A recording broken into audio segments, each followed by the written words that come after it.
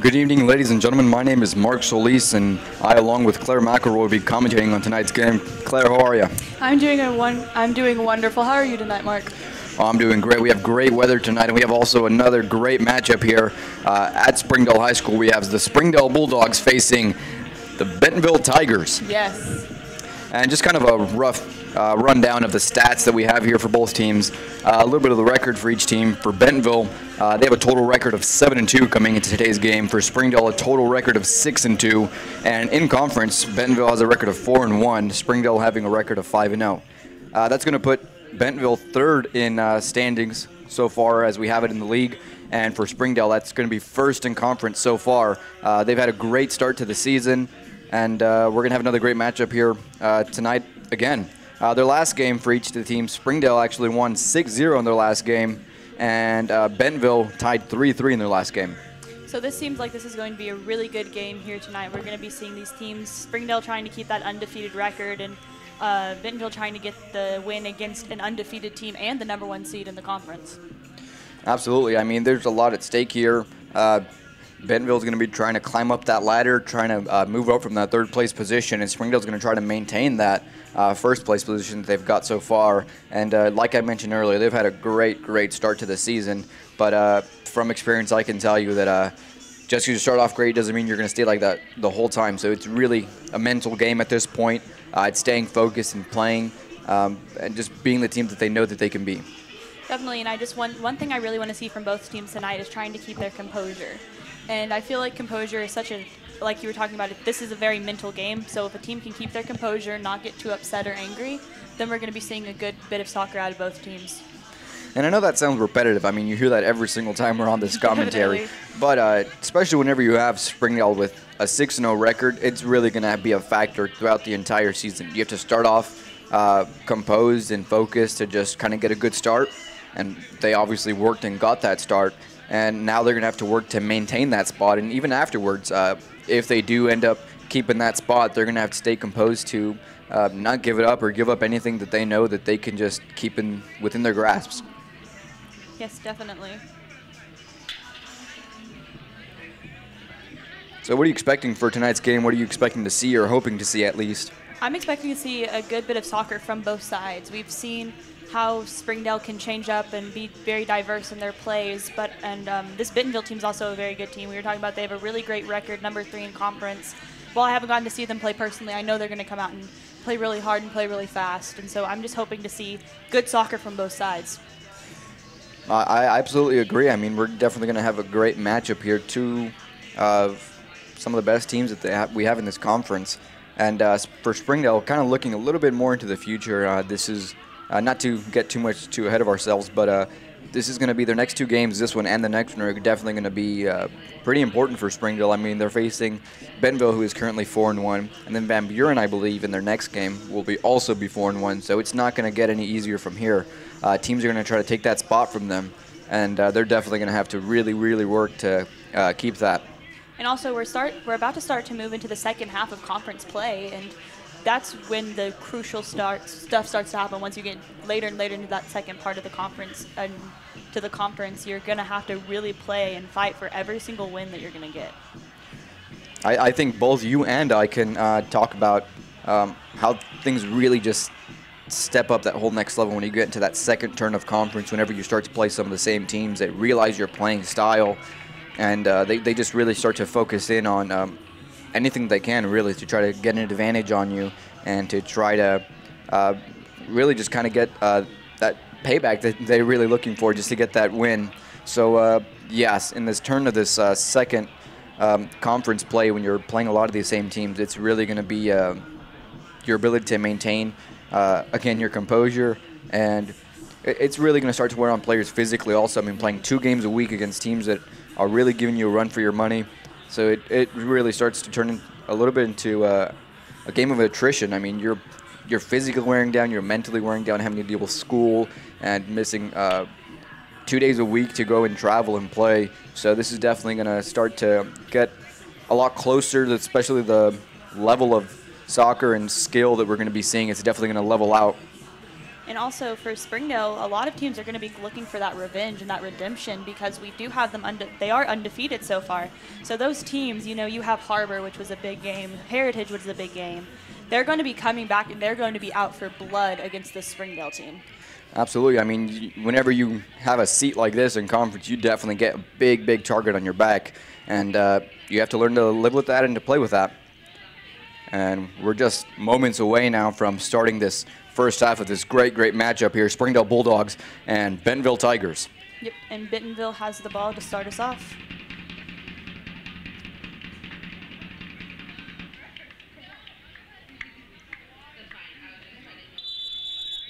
And that's going to be the start of the first half. Long ball there from Bentonville. That's actually something we've seen quite a bit that Springdale does whenever they get to start with the ball, so that's something Springdale, I don't know if they were expecting that or not, but that's something that they actually have been doing a lot whenever they start off. Now, eyeballing here, let's go ahead and name some of these players for the Springdale team. We have Sylvester, number 25, right back for Springdale. We have Abraham Cordero as goalkeeper there, setting the long ball. Gilberto Razo as center back for Springdale. On that left side defensively, we have short play there. Springdale just trying to send that long ball there. Number 16 on this right mid for Springdale will be Joel Guzman. On that left back position, going back for Springdale is going to be Jorge Avalos. Left midfielder looks like it's going to be Danny Maldonado. Center mid will be Nelson Barroso. Right mid will be Javier Solis. And up top, we're going to have Jose Vega, number 10, along with Rene, number 9 for Springdale. We see Springdale having an early bit of offense here against Bentonville, playing very hard and keeping that ball in their attacking half. Absolutely, and also there on attacking mid for Springdale will be Irving Sotero. Now I can tell you right now, just from what we've seen at these home games for Springdale, you have a really, really quick speed of play. You have Irving, Jose Vega, and you have Nelson Barroso, who are really good at just kind of connecting with each other, looking for those open passes, and just with that really quick speed of play. But one thing they're going to have to be careful about with that quick speed of play is the fact that it is so hot outside today. It is burning up. I think it's in the 70s right now, and so they're definitely going to have to try to remember that and not play as fast so they don't get as tired as fast. Oh, yes, absolutely. That's definitely going to be a factor in today's game. At least for these varsity boys games, it's 73 degrees outside with the sun beating down on these guys. And not only is it, of course, the sun hitting on you and kind of tiring you out there, but also the turf starts to really heat up and you start to feel that at the bottom of your boots. And it definitely starts to cause those blisters to come up, and that's going to make it very uncomfortable to be playing throughout the entire game. And we have a foul for Springdale in a very dangerous position. We've seen them score a couple goals in their last game off of these set plays. So it's going to be interesting to see what they're going to do here, if they're going to try to play it shorter, if they're going to play that long ball to go for the goal. It's fairly early in the game, just about 3 minutes into this first half. And it's going to be the first free kick for Springdale. And again, I don't expect to see too much from this set piece. But then again, we could have Springdale trying to come out the gate right away with a goal. Nelson Barroso with the long kick there, hitting the top bar, rebounding it back. And we have a goal there. Jose Vega, number 10. And let me tell you something about Jose Vega, number 10. He's scored at least 2 goals in every other game so far. So this is definitely a good start for him, especially in this game. And this shows the importance of following the ball whenever you have a kick. I mean, that one hit the free kick originally hit the top post, and then the goalkeeper saved it. And it just shows how important it is to just stay in the play. And even if a goalkeeper touches the ball, that doesn't mean that the goalkeeper has possession of the ball. Oh, yeah, that's definitely going to be an awakening moment for Bentonville. We have that free kick coming off of that top post, rebounding back, getting a shot on goal, which the goalie did save. And then Jose Vega there, putting it in the top corner. Now Bentonville's going to try to make a quick attacking play, it seems here. Yeah, Bentonville's really going to try to just get one in as early as they can to get them back into that 0-0 mindset, really just trying to get one to even out the score. Ball taken away by Springdale and kicked up the field, but taken back by Bentonville. Dude, you've got to give me more warning, Colby. Yes. Now, here on that specific play, that's a really early sign to showing how Springdale's speed of play and the way they put pressure very quickly can start to affect the team. I mean, you have Springdale putting the right mid and even one of the forwards dropping off to push pressure on one of the Bentonville players, and then they're just being forced to push it out of bounds. Long throw there from Bentonville. Cut off nicely there. So Lester with the long clearance ball. Bentonville picking it up nicely, heading it up forward. Jose Vega's going to pick it up in the midfield. Couldn't get past Bentonville's number 22.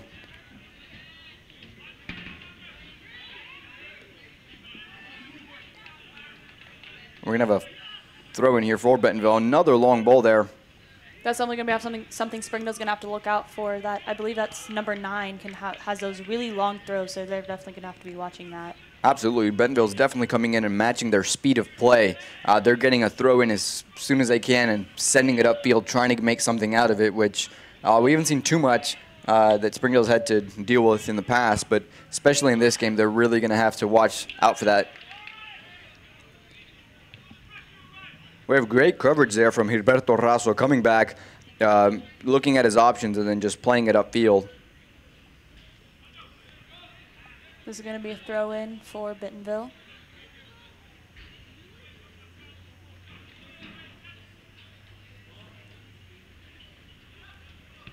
Nelson Barossa with the long clearance upfield. Bentonville maintaining possession of that ball.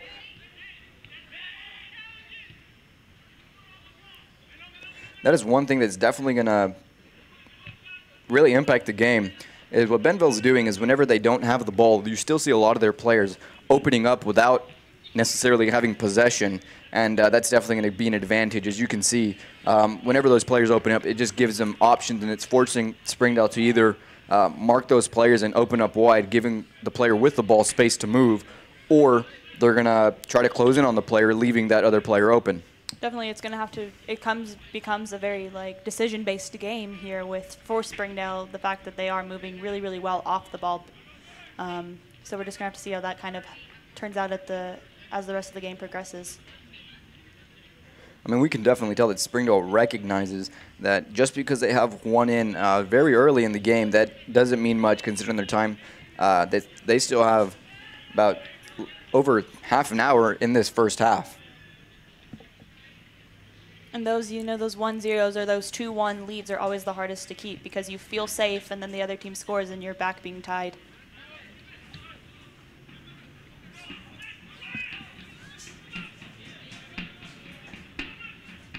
Another throw for Bentonville down in the Springdale defending half. Bentonville trying to get a hit on that, not being able to hit it quite comfortably. Now we're going to have a goal kick now for Springdale. Now one thing I find pretty interesting here is whenever we had that deep throw in for Bentonville, Springdale maintained their 2 forwards up top, that being Jose Vega and Rene, keeping it to the top of the field, kind of stretching out their offensive midfielders. So we'll see how Bentonville is going to kind of cope with that and see if they can kind of get a counter-attack on that, really. Wonderful ball by the goalkeeper. Javier Solis looking with that space, playing it to that left side. Just a little bit too wide. Goalkeeper picking it up with no problem.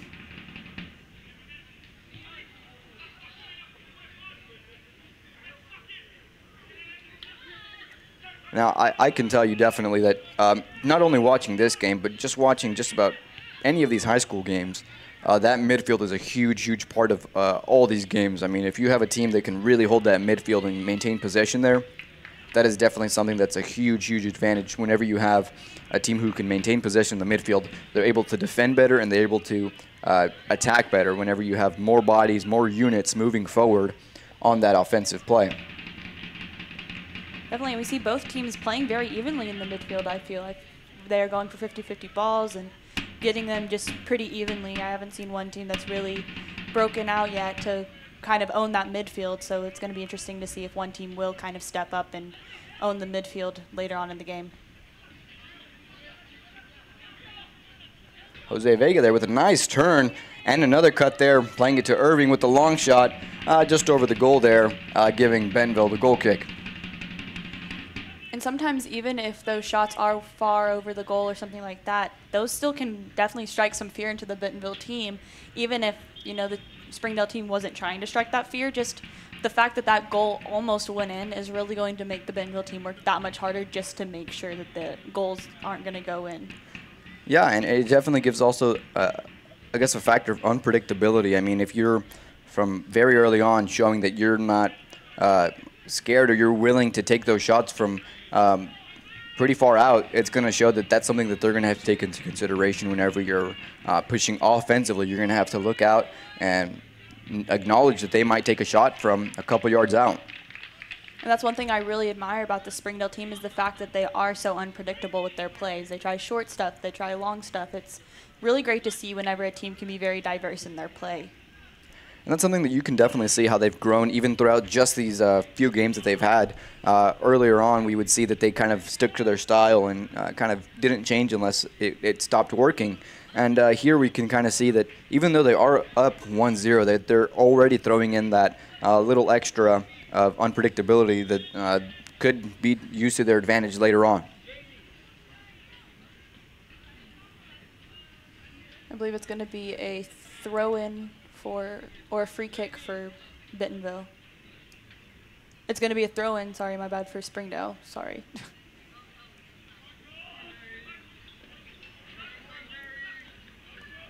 Now, just like Bentonville, we can see that Springdale definitely has they can get a long ball there, even just from a throw-in with Jorge on that left side. The difference that I'm seeing, though, is that Springdale isn't playing it as quickly or so desperately whenever they're playing on that throw-in. And sometimes just having that play go quick and a little bit desperately, like you said, sometimes can be the difference between getting a goal because the defense may not be back and ready for the ball to be played yet. So Springdale's kind of giving Bentonville time to get ready and get on the defense. Absolutely. I mean, playing as a defender, you have to really just kind of be attentive at all moments. And if you're not, and you're not adjusted and ready for those plays to be put in, it can definitely throw you off whenever you're still trying to adjust and they're already coming at you.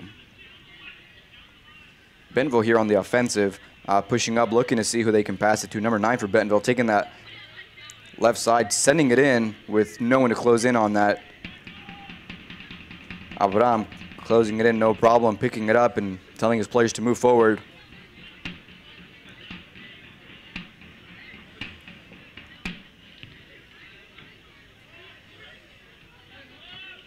Bentonville getting the first touch on that goal kick that got sent out.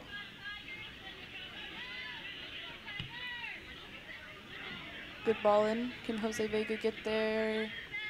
Jose Vega nicks the ball, sending it just wide of the goal there. Now those are those really, I guess, again, unpredictable plays that, I mean, as a forward, you typically see forwards that just go and let the keeper have the ball. It's out of their reach, but Jose just gets in there any way he can, toe pokes it forward, and quite frankly got really close to just sliding the ball in there.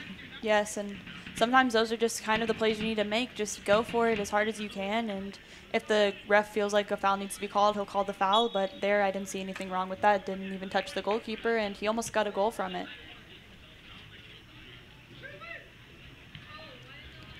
Again, we've seen Jose score at least 2 goals in every game that Springdale has played so far, so we'll see if Jose is able to maintain that in this game. He's got 1 down already, so.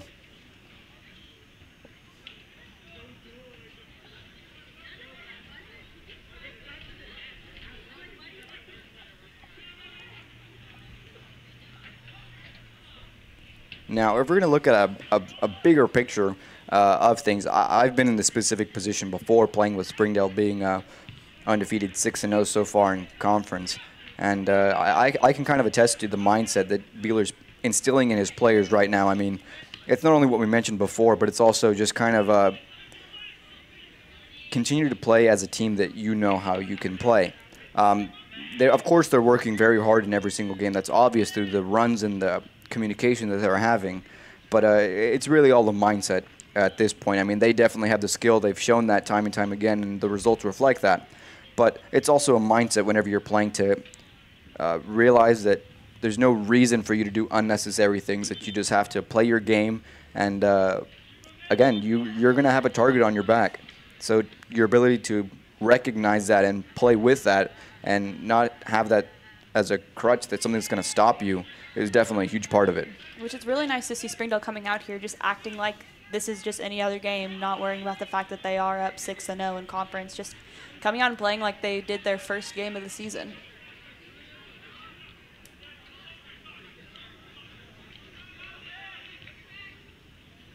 One thing that I'm really enjoying seeing so far is there hasn't been much sway one way or the other. I mean, Springdale got the goal, but ever since that moment, Bentonville really has like woken up and made it difficult for Springdale really to get it an offensive play or a dangerous play at that, and just really giving them a hard time and playing comfortably with the ball. Definitely, and those are some of the best games to watch, the games where both teams are just really evenly matched and just trying Renee there winning the ball from the defender, trying to chip it. Goalie coming out nicely, taking it away from Renee. As you were saying, Claire. I was saying that it's really nice to see teams that are playing 50-50, because sometimes you get games that are so swayed one way that it's not even fun to watch. But this game has been super fun to watch, as you were saying, just getting to watch both these teams and wondering, oh, who's going to win that 50-50 ball? Who's going to score next? Who's going to make the big play that's going to, cause the game to completely change? And I'd have to say it's really, really early in this game, especially in the first half, for it to be this evenly matched. So I can't wait to get really into those last few minutes. If the score stays roughly the same, both teams are really, really going to be fighting to get more goals in the net. Springdale here with the offensive. Really got numbers pushing up. That ball was just a little bit too long there for Jose Vega.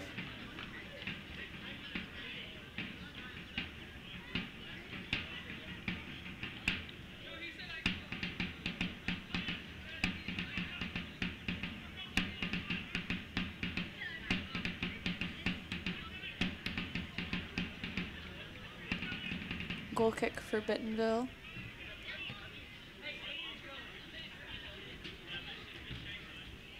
Danny Maldonado just getting a flick on that. Joel Guzman there with pressure from Bentonville, playing it back to Nelson. And there we go again. That's what we can see, really the composure in Springdale's players. You see Nelson there not being able to play it up forward, so he looks at that far left side, plays it to Danny. Danny recognizes again that because he got the ball passed back that there's danger there. So he goes ahead and plays it back to his defensive player, who's able to just really get a bigger view of the field from that point on. And that's definitely higher level thinking when it comes to soccer, is the fact that you don't always have to play forward. You can play back, you can play, wall passes. It's not a game of moving forward. It's a game of skill and thinking and playing the best plays that you can. Absolutely. Soccer really is a fluid game. I mean, it can be going one way and all of a sudden you change it up in that instant. And that really throws other teams off, and it's just part of the game. I mean, you don't have to stick to one style of play the entire game. You can change it up on the other team. And as a defensive team, you have to recognize when the team is making that shift so you can adjust accordingly. Another long throw in for Bentonville. As far as I can remember, even in my sophomore year of playing varsity soccer, Bentonville has always had that as one of their strong suits, those throw-ins. They can really send that ball down that line, and it's not a huge adjustment, but it's an adjustment nonetheless that you have to make as a cohesive unit, really. I mean, all the way from the defenders to the forwards, you have to be anticipating those long throws. And a lot of times, sometimes those throw-ins can be treated like a free kick, because they can throw them so far. And so you really just have to be prepared and ready for whatever may come. Speaking of free kicks, we have Bentonville here with the free kick. And again, here we can see Springdale pushing that line very, very far back, anticipating that long throw. We have Bentonville with the header. Abraham Cordero picking it up, no problem. That's another thing Springdale's going to have to watch out for. Number 2 for Bentonville has a really big leg on him, and so there's going to be some long kicks in and some long free kicks that they're going to have to watch out for. Springdale, they're trying to make something of that play. The ball's being played back, and it's going to be setting out of bounds for Springdale throw-in. I found it very interesting that Bentonville's goalkeeper came so far out of his box right there. Maybe just trying to get his foot on it to try to clear it out, but that was a bit of a dangerous play. If Springdale would have gotten their foot on it, they would have been able to go right over him. Jose Vega with the long shot there. Goalie nicely saving it, sending it out of danger, but a great reaction there from Jose Vega, just getting a one-touch, setting himself up and ripping it from 20 yards out. Now, Claire, as you were saying, the goalkeeper there really seemed to be lost in his positioning. What can you tell us from a goalie's perspective? Definitely from a goalie's perspective, I personally don't see what the need was to have him come out that far. I mean, we have a bunch of defenders that were standing around there. I believe there were 3 or 4 defenders that were all standing around there. There wasn't any need for that. And a lot of times, if you have a short goalkeeper or even a medium, like an average-sized goalkeeper, it's not going to be hard to chip you if you're already out of your box and not able to use your hands. So I would have liked to see him just stay back and be ready in case there was a long kick, but there wasn't any problem there. There wasn't a goal scored, so I guess in his mind he made the right decision. Yeah, I mean, when he gets in short, you kind of have to have some self-realization if you know what you're capable of or what your positioning is, and maybe you can make, I guess, decisions based off of that. That was Springdale's first corner kick here that just got passed by, and they weren't able to make too much of it. They sent it out wide to Danny, who was able to play it back, but they weren't able to get anything too dangerous off that play.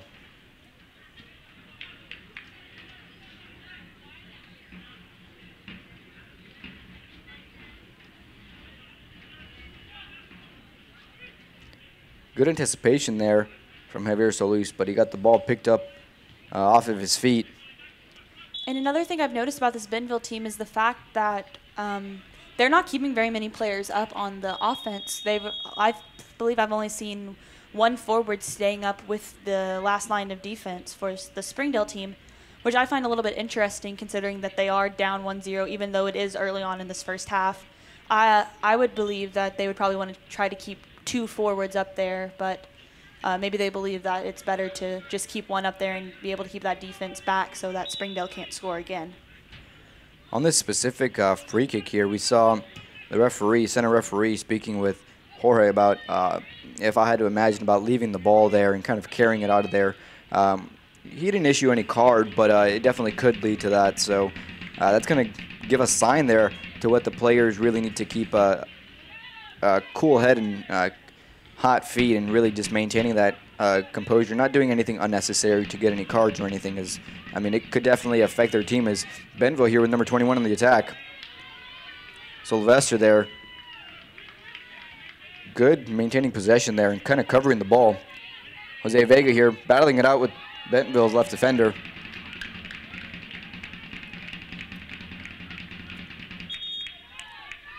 Jose pleading to get that foul there, but referee's not having it. We're having a substitution now for Bentonville.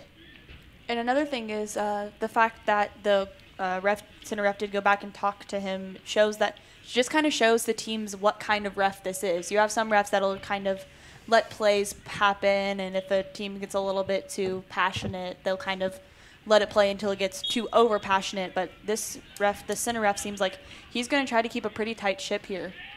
Yeah, and as a player, you really have to recognize that, not just as a player, though, as a whole team. You have to realize if you know you're going to have a referee who's not going to take any from you, you have to play smart and not give away any cards or any fouls, really, that could hurt your team.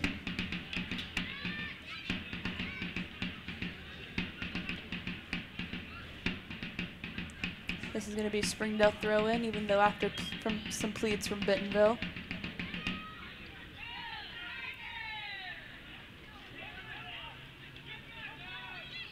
Jose Vega there not being able to cut around Bentonville's defenders there. Bentonville now in the counterattack, sending a long ball for 21. 21 trying to send himself a long ball, but Gilberto Razo there just got those speed and those legs on him, and he gave Abraham Cordero just enough time to pick up that ball and play it out wide. That is right there, that play of the left back kind of stopping after he was going to try to make that fast break and noticing that number 7 was there. And that's going to be an offsides. But like I was saying, the left defender for Springdale noticing that he wasn't going to be able to make that long play up the sideline, and playing to number 7 just shows how smart the Springdale side is. He was like, I know I'm not going to be able to get that ball up the field, so I'll play it to number 7 and we can try to build that play out of the middle. Absolutely, and we got a great play resulting from that. We had Jorge sending it back into the middle for Nelson Barroso, who's able to pick it up, play it to Jose Vega. Jose Vega cutting and sending a long ball to Rene, who did get called off sides, but it was a great quick play nonetheless.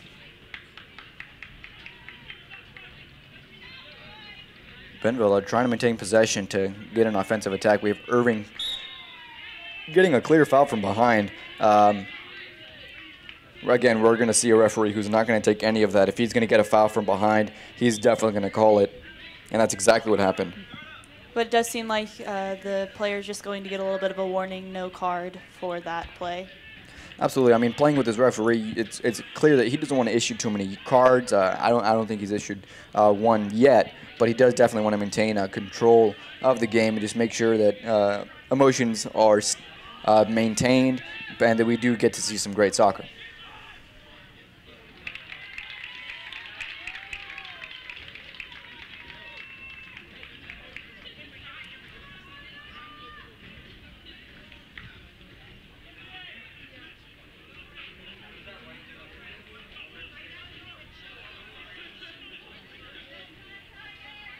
It's going to be Springdale throw.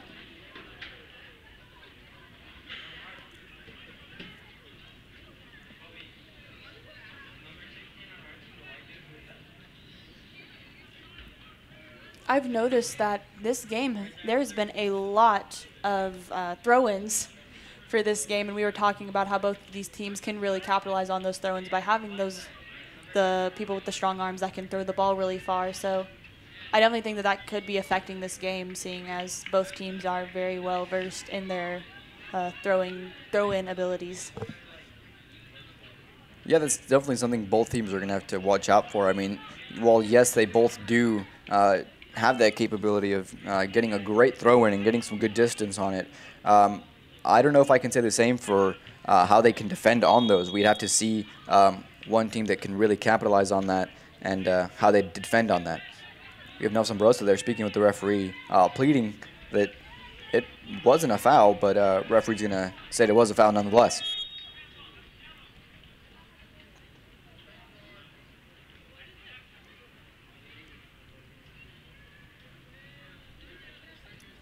Referee's going to call that back. He didn't signal that it was okay to go ahead and play that ball. He played it. Bentonville's defender played it before the referee said the ball was in play. We have a flick there. Abraham Cordero picking it up with no problem.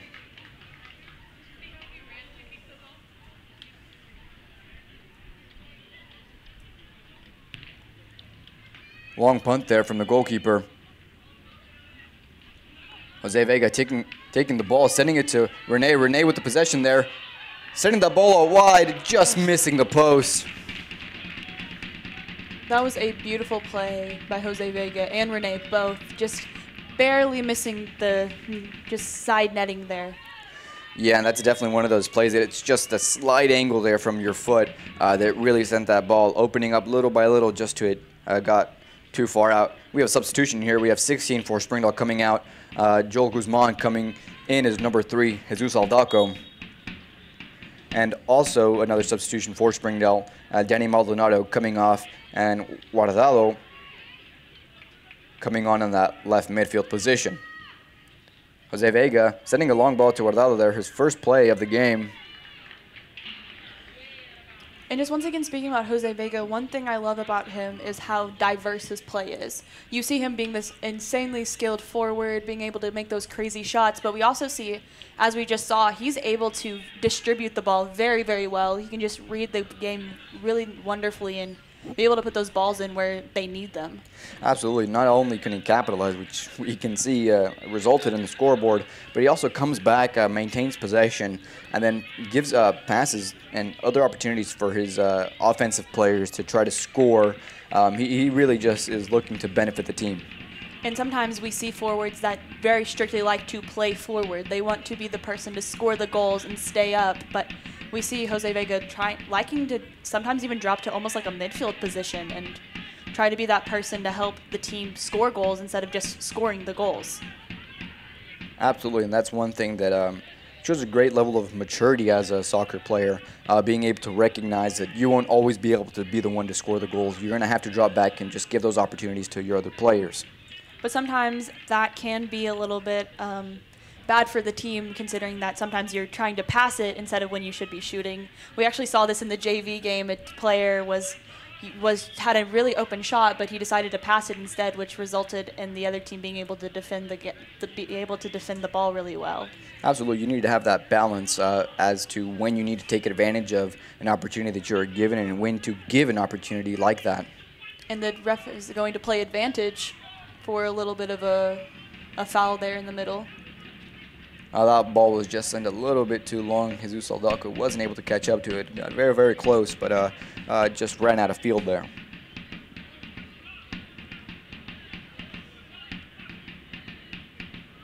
One thing I found interesting about this Bentonville team is the fact that they're kind of switching between number 2 taking their goal kicks and the goalkeeper taking their goal kicks.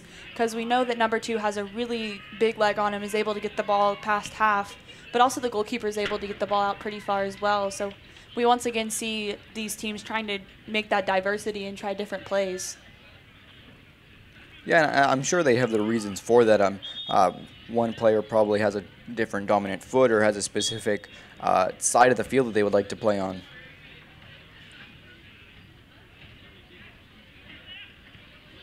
A little bit of a miscommunication from the refs. The team's kind of standing still, but the ref was saying that the play was live, so. Looks like there was they were asking permission for substitution, which didn't get granted, but nonetheless, we play on.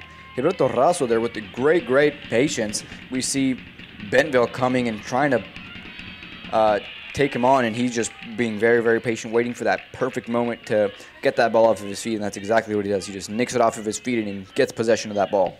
And once again, a very risky play from the Bentonville goalkeeper coming out to stop that, even though we had 2 Springdale forwards running very quickly at the ball.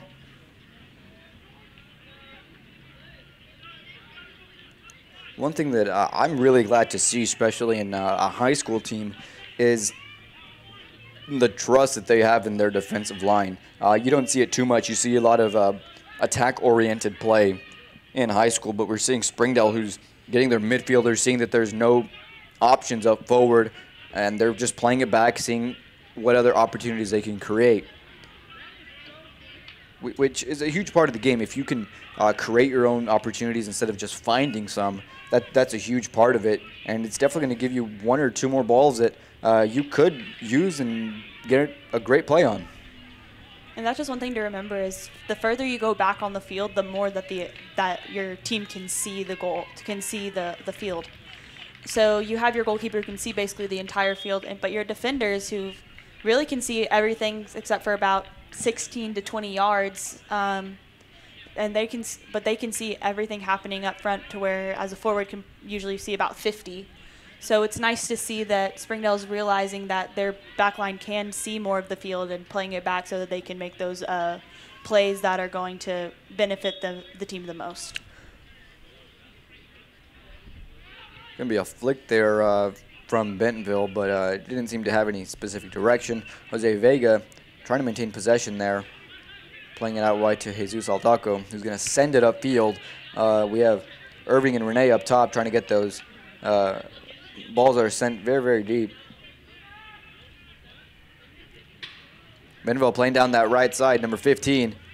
We have a Jorge, number 5, coming back, and even though being in a position behind the player, he's still able to get that ball off of his feet.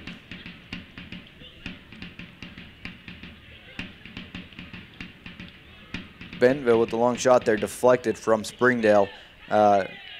leaving Springdale's goalkeeper to pick it up with no issues at all.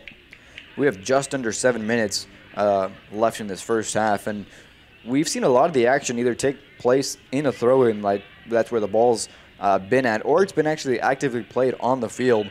There's only been one corner kick from Springdale, and that's really one of the few set pieces that have that there's been. There's been 1 or 2 free kicks, nothing too serious.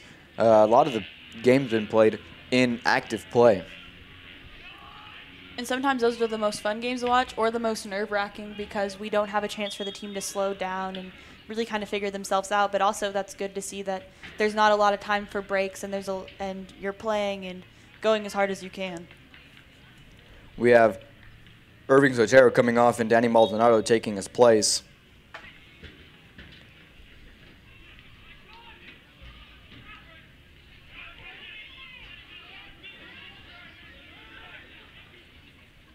Bentonville trying to get that long ball service in. Javier Solis flicking it out, getting it out of danger. Danny Maldonado picking the ball there right in the center. And we're going to have a foul there in favor of Springdale.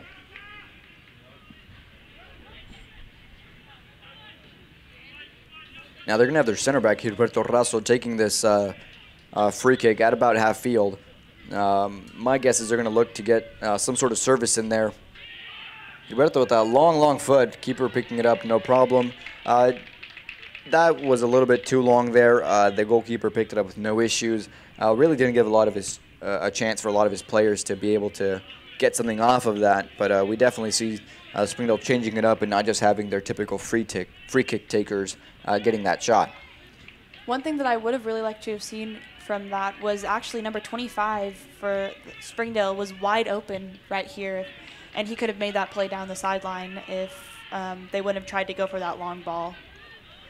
Javier Solis with a great recovery, coming back to get a body on Bentonville's offensive player and just not letting him play easy, and the referee says that that's a clean play.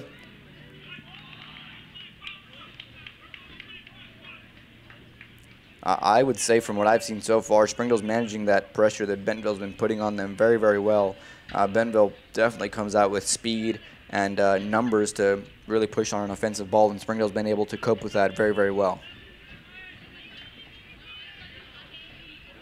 We're going to see Springdale's goalkeeper kicking around for a little bit, then deciding to pick it up. Danny Maldonado with the flick there in the center, getting it sent back and playing it forward. Goalkeeper again picking it up, no issue. Looking at his options, having to take a few steps back and really evaluate where his players are at. Bentonville there playing it back. And that pressure from Springdale just forcing Bentonville to lose possession of that ball. Great ball there. Jose Vega taking it on, one-on-one with the keeper. Keeper sliding out and taking it right off of his feet. Now that couldn't have been a more dangerous situation. Jose Vega, a great technical, skilled player. Very, very fast as well. One-on-one with the goalkeeper. And the goalkeeper managed to slide and get it off of his feet, but that was a very, very dangerous play. Now, Claire, what is a goalie's mentality on a play just like that? The number one mentality, at least for me when I play, is you can't let them score, no matter what. So just him seeing their goalkeeper throw his body at Vega, just trying his hardest to make sure that he can either throw him off or actually be able to save the ball. Sometimes if you just go out at a player and maybe you don't even touch them or touch the ball, but you just get them so messed up that they're going to kick a wild ball, sometimes that's just the thing you need as a goalkeeper to make sure that the team doesn't score. But it was really brilliant goalkeeping from the Bentonville goalkeeper. Yeah, we can definitely see exactly what you were talking about. He was fearless and just throwing himself out there, and it worked out in his favor. I mean, especially against a great player like Jose Vega. So Lester clearing that ball out of danger for Springdale. We're about at 2 minutes left in this first half. And now we really haven't seen anything insanely spectacular on the offensive for each team, really. Besides that one goal, I mean, Bentonville, again, really woke up, and it's been held pretty much in that center part of the field. I mean, not one team has been pushing extremely more than the other, and each team has been defending very well. But sometimes when you're watching games of soccer, you don't need the big extravagant plays. Once you have two really good teams playing against each other and playing quickly and playing safely and playing effectively, it doesn't matter if you're getting those really big, bold plays. If you just have if you're getting to watch good soccer, it doesn't matter. Absolutely. Sometimes you just need to keep it simple and just play the way that you're coached, really. You're coached to play the simplest way and the way that's most effective. You have Springdale there. Jesus Aldaco with the shot there, not getting a good hit on it at all, and setting it up out of bounds. The ball had a little bit of a weird spin on it, and so whenever you tried to kick it out of the air, it kind of spun it a weird way. Yeah, he definitely recognizes that. I mean, we can see him smiling here. It's just one of those unlucky plays, and you just got to play on it and hope for another. Danny Maldonado there with the great header from way down. Just under a minute now with Bentonville on the offensive. 26 with the man on his back, Nelson Barroso, looking number 2, playing it forward. Bentonville, great acknowledgement of where their player's placement is at. Bentonville on the attack, still maintaining possession. 19 here. Faced one-on-one with Gilberto Raso. Great defender. And we're going to have a free kick here for Bentonville. In the last few seconds of this first half.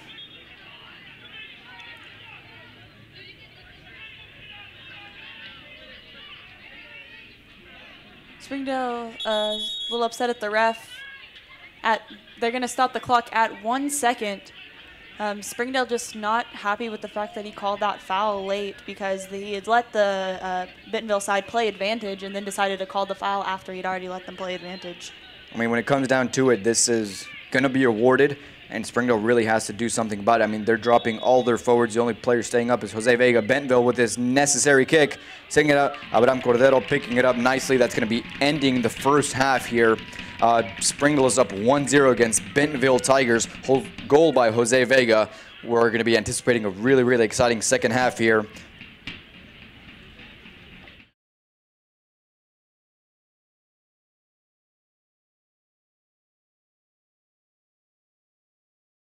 Zaxby's food has always brought people together, catering to the big moments, the little wins, the long talks, and the quick getaways. Because food this inviting is bound to add a lot of flavor to your life. Introducing the Zax Pack. Served with chicken fingers, sides, Texas toast, and iced tea. Pick one up for dinner or your next event. Friends, family, flavor. Zaxby's. Indescribably good. For over 20 years, Community Clinic has served Washington County with quality and affordable health care. With 3 wellness centers in Springdale, located at Jones, George, and Elmdale Elementary, our services include primary care, pediatrics, prenatal, behavioral health, and physical therapy. We offer services in English, Spanish, and Marshallese so that we can help your family. The Community Clinic. Healthy people, healthy community. Springdale Public Schools are connecting students to student achievement,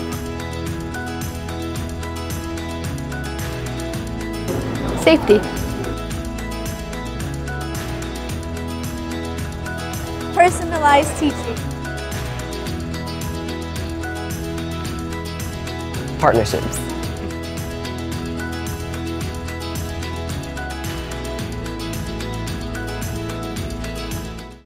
At Springdale Public Schools, we're given every opportunity to succeed because we are #the choice for education,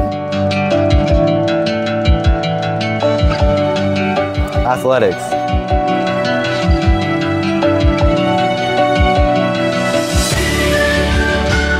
music,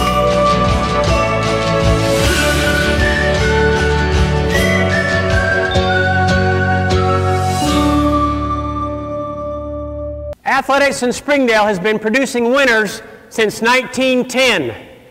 Our coaches do a tremendous job connecting our students to our schools. We are one community. I really like to work on one class for a whole day, which I have the flexibility to do.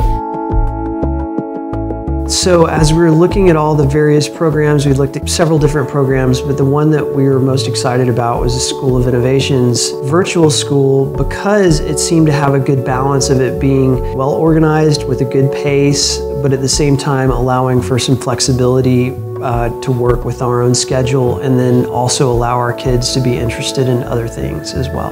Well, I'm able to help my parents and their company. So she's helping us to figure out who gets what and put them in the boxes and take them and weigh them and shipping. And so she got to see and be involved in that whole process along the way of what it looks like to try to start a business, which was really fun for her. So my parents and we own a company called Iachika. It's a company that inspires girls, and we try to really help girls build up their inner strength. We have super cool apparel and events. Unless she's testing, she can walk away from the middle of her math lesson and come in and see what we have going on. It's really flexible and enables me to do all sorts of different things. We started homeschooling about, 3 years ago. Right now there's so much available in terms of homeschooling that it's a little bit overwhelming. So I started homeschooling in the 5th grade, and we were doing club soccer, so we were traveling. I first became interested in the Don Tyson School of Innovation, just what they were doing, and was fascinated by their approach. So I went and studied their website and saw that they had a virtual school. It's really flexible and enables me to do all sorts of different things. And then also being able to contact teachers if I have questions that my parents can't deal with. She really loves science, and she was moving so fast that they were able to actually move her up a grade. But then her math, she was kind of struggling with that a little bit, so we were able to try and tweak the program to fit where her needs were. I'd love to go and play college soccer. I'd love to go as high up as I can in the soccer world. But I think ultimately I'd love to work for NASA, either as an astronomer or as some kind of engineer to help colonize different planets.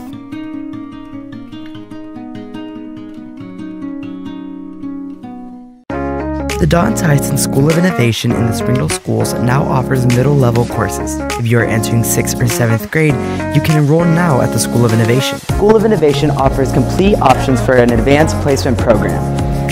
Students can take classes at an accelerated pace to complete high school with time for other opportunities. Students can attend high school and earn an associate's degree at the same time. At the School of Innovation, you can also earn certifications that are recognized in business and industry. In 7th grade, academic programs include STEM instruction in math and science, humanities instruction, English language, arts, and social studies, Spanish immersion for non-native speakers, Spanish for native speakers with culture and communication connection. Program of studies include East, engineering, robotics, drones, urban agriculture, medical arts, computer science, visual arts, and theater. If you're interested in applying to the School of Innovation, go to soi.sdel.org for more information and how to enroll. The Don Tyson School of Innovation Virtual Campus is a new opportunity for grades 6 through 12 to receive a Springdale Schools education anytime, any place. With the blended model, virtual campus students have full access to the Don Tyson School of Innovation campus during school hours for electives, clubs, tutoring, and activities. The virtual campus is my education on my time. The Don Tyson School of Innovation Virtual Campus. Anytime, any place. I think Springdale Schools is a great place to teach. They have cared about my salary. They have cared about my time. Administration is awesome. They want to be there for the kids. I mean, they are #1 priority. The staff, teachers, everyone's very, very nice, very polite, and very welcoming. It really feels like a family. It's always good when you have a diverse population like Springdale for kids in the classroom to see people that look like them. So it gives them a role model. I always say if I had somebody like me in kindergarten that could speak both of the languages, that would be tons of help. We go out of our way to provide everything that we can so that their children can get a wonderful education, because they are the leaders of tomorrow. Northwest Arkansas, it's growing. That's one of the great things. I am originally from San Antonio, and I cannot tell you, this is a wonderful place to raise your children. It's just a great place to live, to work, and just to have fun. Follow Springdale Public Schools on all social media platforms. On Facebook and Twitter, you can find up-to-date information about events, school closures, and student and faculty achievements. Instagram provides weekly highlights and major news. YouTube is the home for sports live streams, district news, student productions, school board meetings, and live performances. Connect to Springdale Public Schools for pictures, videos, news, events, and more.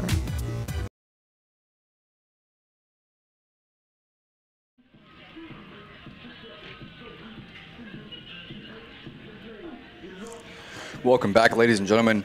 We are at halftime with just a little over a minute left before we start the second half. Again, just a quick recap. Springdale is up 1-0 against the Bentonville Tigers.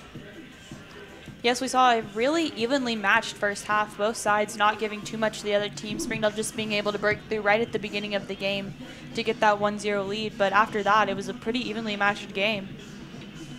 Yeah, I mean, I definitely expect this game to really step it up a notch, especially in the second half. We have Bentonville, who's really hungry for that equalizer, and we have Springdale, who wants to really keep that lead. And, I mean, it's not been easy for either team. Both teams are giving each other a battle. I mean, they're really just fighting it out on the field, which is what I like to see. There's not been too many set pieces, and we're really going to see how badly each team wants it. I mean, Springdale has to hold their title, or at least they want to, and Bentonville is really going to want to kind of get a higher seeding in conference. Yes, and as you were saying, we haven't seen a lot of set pieces, not a lot of stoppage of play, which is sometimes really, really effective whenever it comes to the game of soccer. You have to move very fluidly and quickly, and both teams are taking advantage of the fact that we haven't had a lot of stopped play and playing quick and playing fast. I mean, playing with Springdale before and for 3 years, actually, I can venture to say that I have a pretty good idea of what Beeler might have been telling those boys, that it's only a 1-0 lead and that the tables could turn very, very quickly.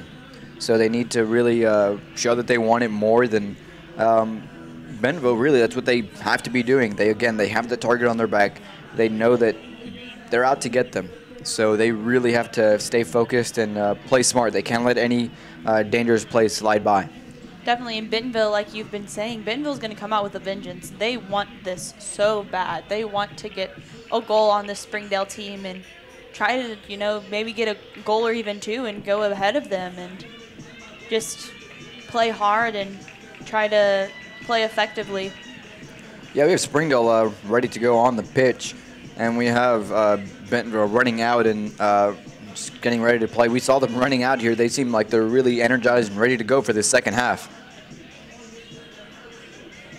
It's probably nice to get to sit and have a little bit of a break there after, as we talked about earlier, the weather being so hot. It was probably nice to just get to sit down and kind of talk through the strategy for the second half and figure out what they're going to do and come back out ready and energized.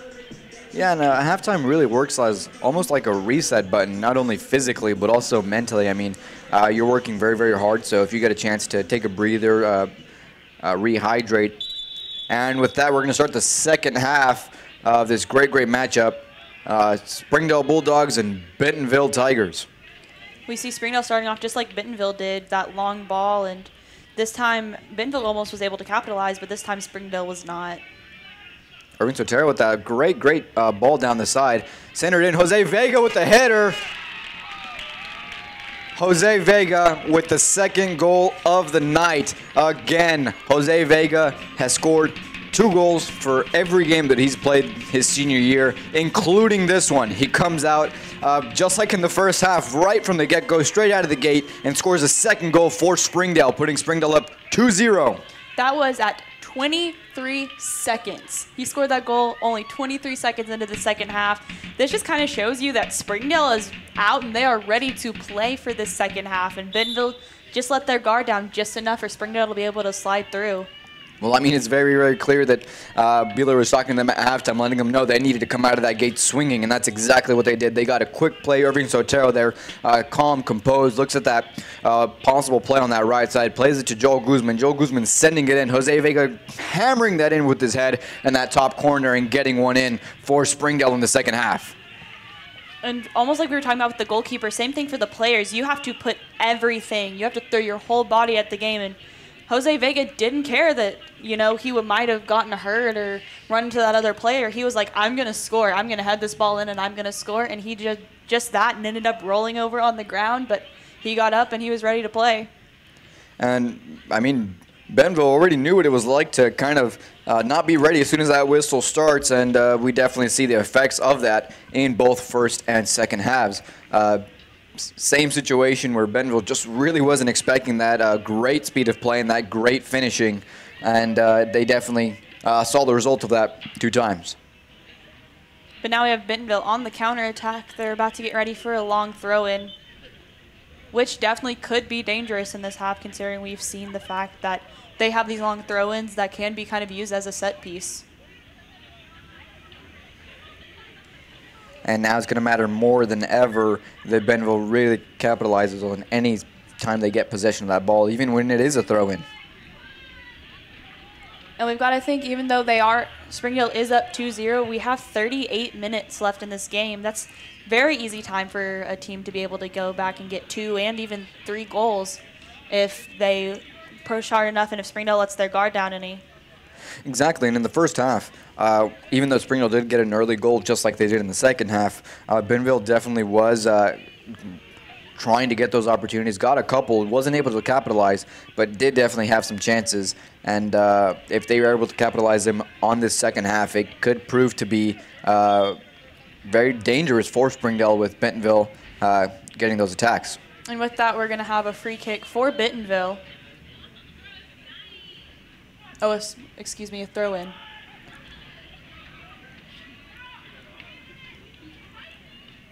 Bentonville just trying to play that ball upfield.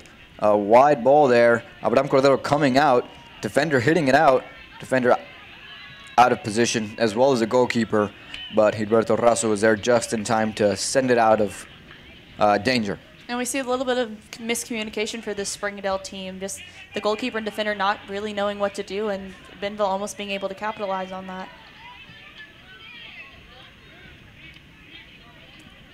Now you have Springdale pushing up. Guardado throwing in the ball here, playing it back to Jorge, who again sends a long ball. And we're going to have another throw in further back into Bentonville's defensive half. Springdale playing it quickly. Sometimes those throw-ins are the most effective way to get down the field, even though they do stop the flow of play. They're easy to get the ball down the field and try to get into more dangerous positions, especially with these long throw-ins that we've been seeing all night. Similar play here as a goal from the beginning of the second half down that right side. Springdale will be looking to get a good clearance and some good service from there.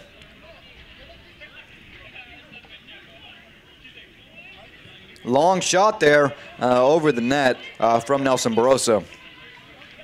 And once again, we see the fact that this Springdale team is going to be very diverse in their play and not try to stay too glued to one type of play. We saw a long ball right there that almost was a goal that Bentonville just really wasn't expecting from the Springdale side. Exactly. That's one thing that Springdale does do definitely very well. And they've grown even just in this season where they're really trying to change up their style of play and the plays they're making. And then again, they're sticking also to what works. Right there, we see on that play, a very quick wall pass there. And then sending a long ball looking for service. Just a little bit too long for Joel to be able to pick up on that. But nonetheless, a great quick play. And also, that was the play that scored them the goal earlier this half, was that wall pass right down the middle, and right down the side, and playing that centering ball. We almost saw that happen again and possibly another goal, but the ball was just a little bit too long.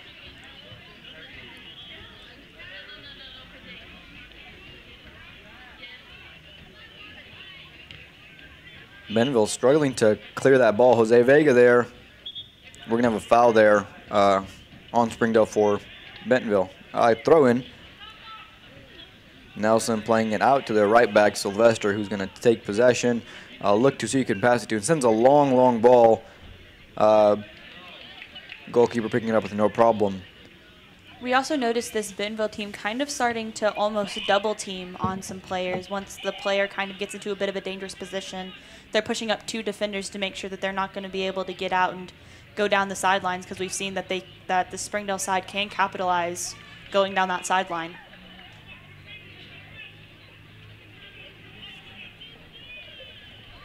Bentonville still playing in their own defensive half and just trying to get out, but Springdale just hammering those balls forward, trying to keep them there.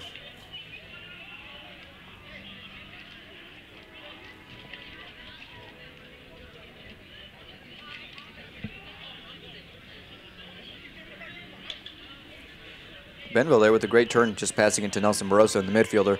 Nelson looking at his options out wide. Springdale doing a very good job of keeping the ball in their attacking half of the field, just not letting Bentonville get anything and trying to keep it over here to try to score more goals or just make sure that the Bentonville side can't.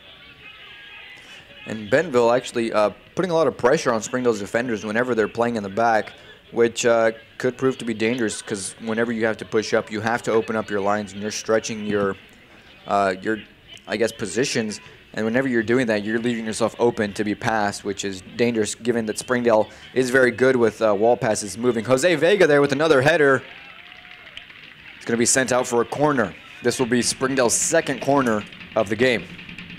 And speaking about the Springdale defense, the Springdale plays very pushed up whenever they on their defense, whenever they're in their attacking half. So if there was a way that Bentonville was able to get past, they would basically have a one-on-one with the goalkeeper.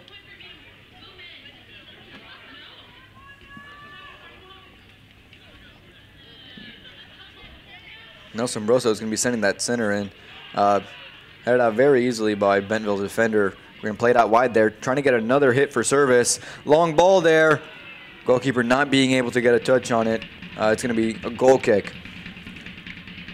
Now, Claire, seeing that play there, the goalie actually tried to go back and try to get possession of that ball, but didn't make any contact. What would you have done different, or what would you have liked to have seen Bentonville's goalkeeper do in that situation? Well, the reason in the first place that he had to drop back to try to get to that ball was that he was kind of stepping out a little bit and creeping out a little bit further out into the 18-yard box, which can be very dangerous when you have a team like Springdale that plays those long balls. So he was really lucky. Jose Vega there with the third goal. We have a great play, sending it out to Renee, who's going to send a great center there. Jose Vega finishing it very, very nicely. I couldn't have seen it more beautifully timed, and that great communication without even having to talk. That's going to be a third one for Jose Vega. That's going to put Springdale up 3-0 against Bentonville Tigers. Now, Claire, tell me a little bit of what you saw in that specific play. One thing that I saw in that play was just, as you were saying, a great nonverbal communication from the Springdale side. It was just almost a trust in these players. You know, like, I'm going to play this ball out and you're going to go get it just like we normally do. It's going to be something easy and simple, and that's exactly what it was. Jose Vega didn't try to do anything special with the ball. He just wanted to kick it in, and that's exactly what he did. Got it around the goalkeeper. Easy, simple goal, but nicely done, and we're up 3-0. Absolutely. One thing that reigns true specifically for Jose Vega is we can see the amount of composure he has, not only on finishing, which is very clear there. Instead of trying to hammer it or anything, he just knows he needs to put it securely behind the net, but also his composure on the field whenever he's getting possession of the ball. He's looking at his options and seeing who he can play it to. And that's one thing that's really nice about the Springdale side is that they know that, you know, you don't have to play fancy to get results. I haven't seen Jose Vega, all three of his goals have been very simple goals. Obviously, there's been a lot of beautiful play from leading up to those goals, but they've just been, you know, like a header over here and just a kick in. And it's just great to see that this Springdale side realizes that you don't have to play fancy to play good soccer. Absolutely, and I feel like a big part of those 3 goals for Springdale has been the recognition of positioning. Of course, Jose Vega is a great finisher with that last touch, but nonetheless, he was in a great position. We have a foul here. Studs up, I believe. It was Sylvester, who was kicking the bottom of the cleats for the Bentonville player after he put his studs up. And I've been in that exact situation. Let me tell you, that really hurts. It could be dangerous. He seems to be in a lot of pain. We're going to see the trainer come out and see if they can figure out what happened, but he is going to be able to get up with some difficulty and walk off the field. Yeah, he's definitely going to be limping. I can guarantee that's going to bruise very badly, especially when you're trying to get those clearance balls and you're really setting it out with a lot of power and you hit the bottom of someone's studs. It's really going to hurt, especially to get those pressure points right on your bones. Those, and whenever you stop a shot, a lot of times are going to be the plays that are going to hurt you the most. The fact that, you know, these people are trying to put so much pressure and intensity behind it, and sometimes those can lead to some really bad bruises, which can be just as bad as a sprain or a break. Absolutely, especially with Springdale having their next game against Van Buren, another 4-1 team who's going to give them a hard time. It's going to be vital to have all your starting players in the best possible condition.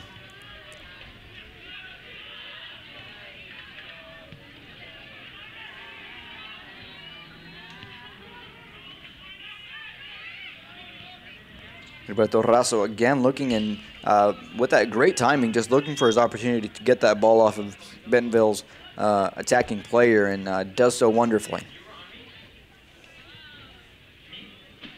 That's one thing really nice about both of these teams really is how quick and able they are to change from defense to offense. They notice as soon as the ball gets taken away, they've got to, you know, revert back to that defensive positioning and get ready in case there's a big play, and whenever they get the ball back, be ready to attack and go and score another goal.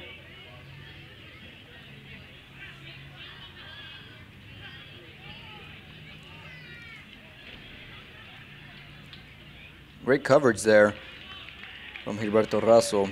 And also a really good ball in from the Bentonville defense.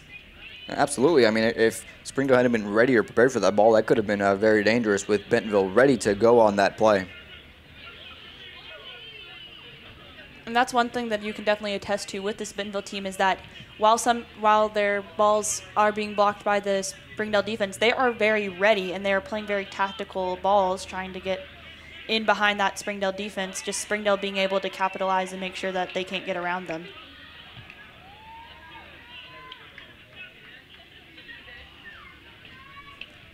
One thing we see very well that Springdale's doing is they're, for the most part, moving as a unit. I mean, they're having their whole defensive line pushing as one. We have their midfielders being very dynamic in the way they move, but still maintaining a midfield territory and possession. Renee there with the long ball, and we're going to have a penalty.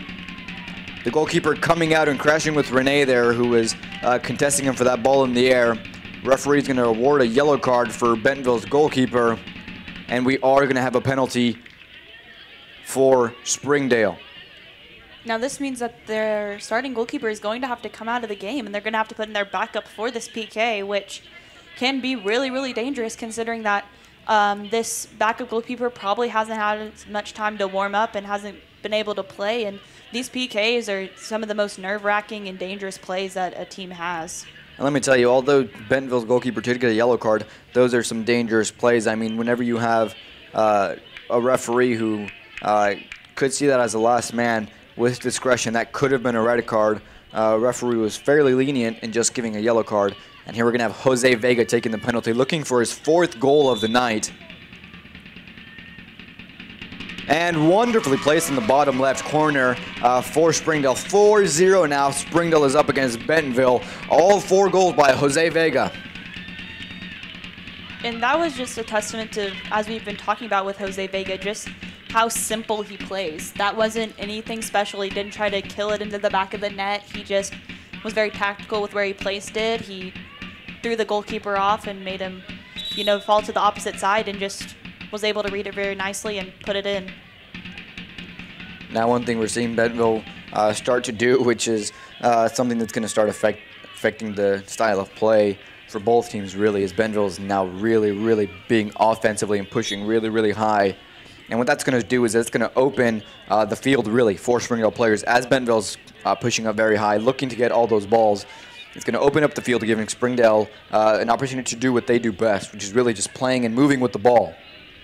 And another thing I'm noticing is whenever the ball is to one side of the field, all of the defense for Bentonville is pushing to that side, which while that can be a good strategic tactical move, it can also be their downfall, considering that they're leaving almost an entire side of the field wide open for Springdale to do what they do best, which is carry the ball and play tactically and smartly. Especially whenever we have Springdale, who has very quick forwards, and if they get a ball across on the other side from where their defenders are at, it's going to be very difficult to catch up to Renee and Jose Vega, who have that speed advantage. We're going to have a free kick for the Springdale side. And here we see that free kick that I was talking about earlier in the first half, just a simple ball out wide and easy to go back into the middle, but Bentonville being able to get there. Bentonville trying to get a counterattack there, intercepted nicely by Jorge, Springdale's left back. Renee on that right side again, still having possession of that ball, trying to get it out, and it's going to be deflected, giving Springdale the throw in Bentonville's defensive half. And there we see the double teaming that I was talking about for this Bentonville side. Number 18 was doing the primary defending, and then number 20 saw that they didn't think they were going to be able to get that ball out, so he slid in and got the ball cleanly and was able to get it out, even though it did go for a Springdale throw-in. This is now going to be Springdale's third corner kick.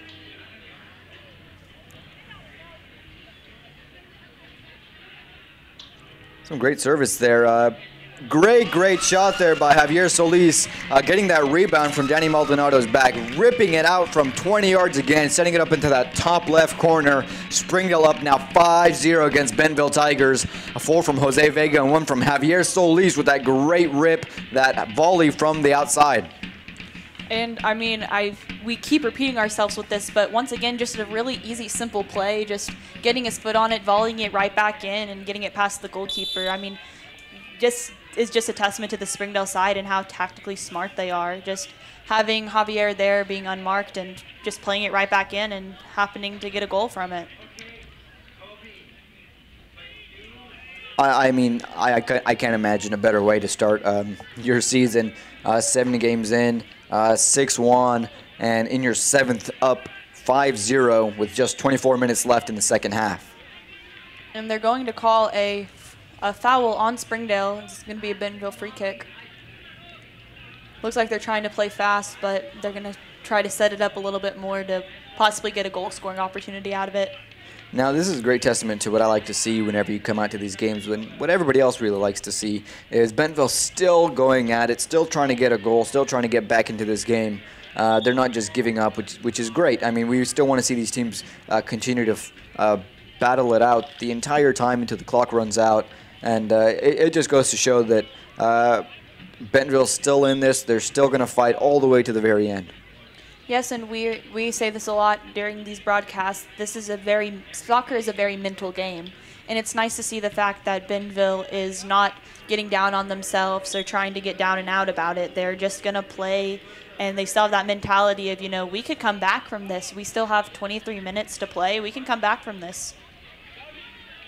Absolutely, and if Springdale starts to slack off and kind of think that they have it in the bag, I mean, Bentonville's not a team to give up at all. They're going to come out and they're going to try to take advantage of any opportunity they get. And now Bentonville's on the counterattack, send the long ball, 21 going against Gilberto Razo, who's great 1v1 defending. And there we go. That's where you see exactly that. Gilberto Razo anticipating that play. As soon as he saw an opportunity to step in and get in front of that ball, that's exactly what he did.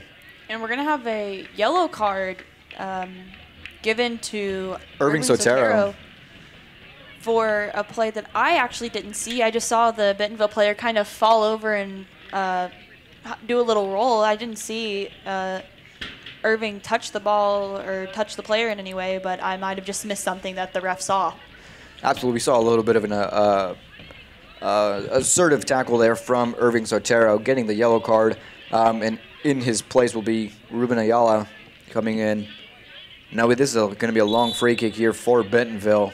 They're going to need to capitalize on any opportunity they can get. And we're going to have a corner kick for Bentonville. The second corner kick for Bentonville. Now again, on these set plays where the ball is stopped and Bentonville has possession, they really need to capitalize on any chance they can get to really try to get back up there on the scoreboard. And they're having a substitution for Bentonville as they're about to take this corner kick.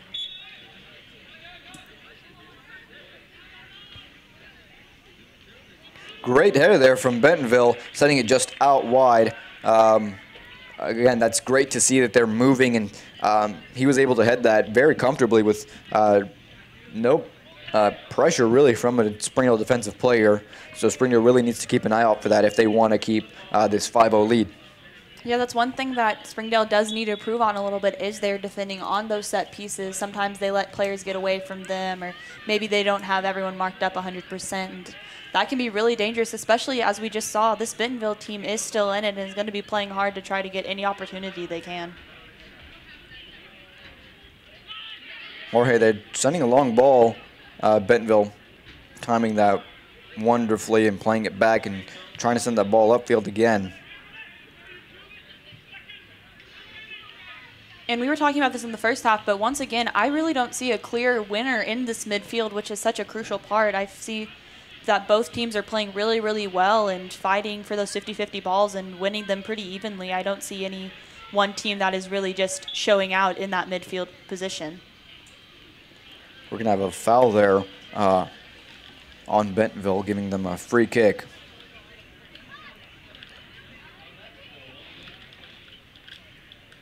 And once again, number 2 is going to be taking this free kick, which we've seen that he can get the ball down there. So Springdale's definitely going to have to watch out and set up really, really well and make sure that they can't get past them. We can see here Springdale's anticipating exactly what they're going to do. Send that long ball, trying to get some service from way down there. Bentonville not being able to really get ahead on that or anything, sending it out for Springdale's goal kick. It looked like number 25 for the Bentonville team lifted his foot as almost to let the ball go under him to try to get it to his forward, but the forward wasn't able to get his foot on it. Maybe a little bit of miscommunication there from the team. Yeah, especially on plays like that, you really have to be a little bit more certain, more careful to ensure that your teammate's going to get possession of that ball.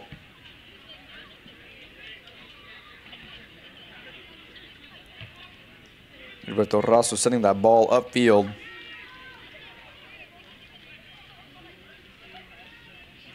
And one thing I have noticed about the Bentonville side is they have not brought back in their starting goalkeeper yet. They're still keeping in their backup goalkeeper, giving him some time to play to see if maybe he can try anything differently than their starting goalkeeper did. And we actually have Jose Vega coming off the field. Beeler's giving Vega a little bit of a rest there.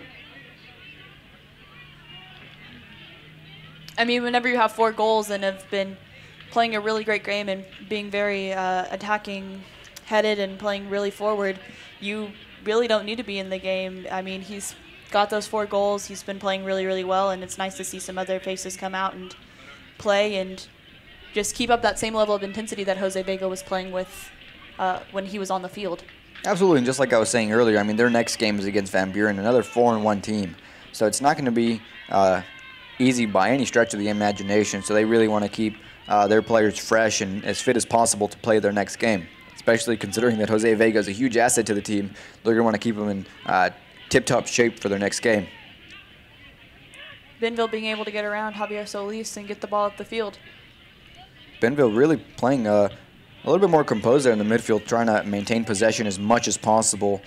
You can't score if you don't have the ball, really is something that I can see Bentonville really implementing into their play. They're trying to keep the ball at their feet as much as possible so they can maximize their chances of trying to get a goal. Now we're going to have a free kick here for Bentonville at the 20-yard line away from Springdale's goal. This is going to be a very dangerous play. We've been seeing that Bentonville has good feet, and we could see a direct shot free kick to see if possibly they're going to be able to get it in to get that goal. And again, if Bentonville can, they're going to try to capitalize on this. They're going to do that all the way to the very end. So if they can get something from this, they will definitely try to.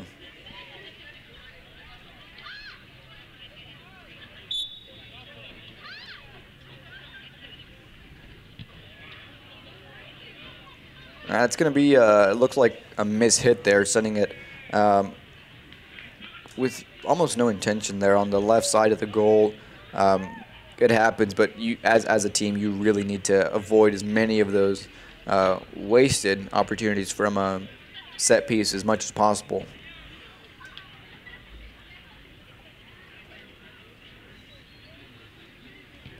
We really saw a snowball effect here in the second half. I mean, Springdale coming out with a very, very early goal, I believe 23 seconds just in the second half, and that really gave a snowball effect for Springdale's offensive players. They just started rolling with any opportunity they could, and it's definitely paid off there on the scoreboard. And sometimes for these teams, it is hard to come back from letting a goal go by. You know, it's just like we've said, it's a mental game. They're going to try their hardest, but sometimes whenever you let that goal go through, especially that early on in the second half, it can be hard to recover from that. And we're going to see another free kick for Bentonville. Springdale's getting a little bit, aggressive with their plays, and the ref isn't going to let anything slide. We talked about that in the first half, that this ref is very assertive and is going to not let too much get by.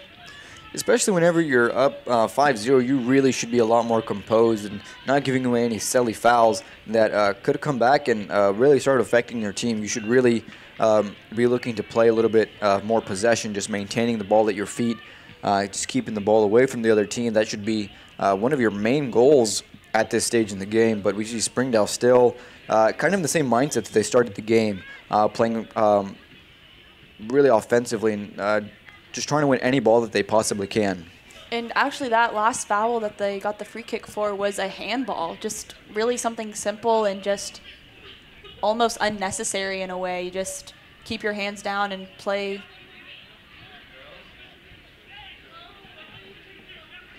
We have Renee there giving himself the long pass. They're sprinting. The goalkeeper coming out for Bentonville, giving a good clearance. Nelson Barroso there still getting the ball. He's going to get a long shot, but stop there from Bentonville's number 2. Bentonville's number 2 is doing a great job of just throwing himself in front of any possible dangerous ball, and it's definitely helped out his team on more than just a few occasions. He's put himself at risk just to stop any offensive play that Springdale may have. And we see from this backup goalkeeper for Bentonville, we see the same type of mindset that their starting goalkeeper has, coming out there and making sure that they're not able to get anything off of that ball, just coming out to kick it away.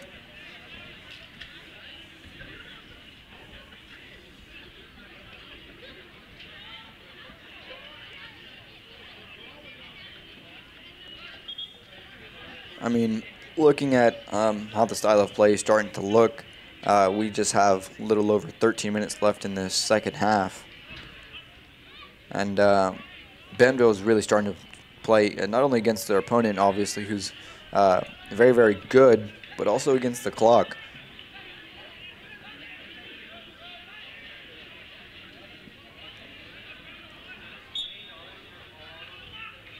And that's going to be a foul on Bentonville and a free kick for Springdale. Again, I'm going to reiterate what I just said. I'd like to see Springdale do a lot more focused on maintaining possession of the ball than I would see them trying to get another goal at this point. I mean, they should really focus on just maintaining possession of that ball and playing as simple as possible.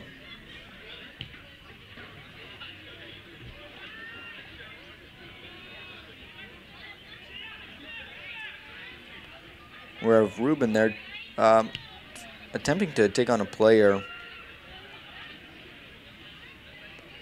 Springdale heading the ball out of bounds, giving Bentonville the free kick. Goal kick, excuse me.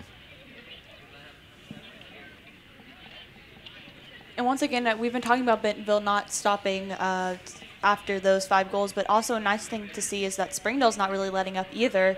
They're still going for those opportunities and taking any chance that they have.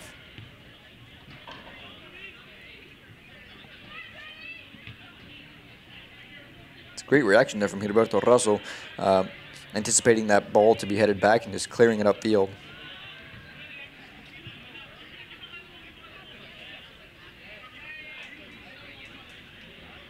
Once again, it's going to be Springdale's throw.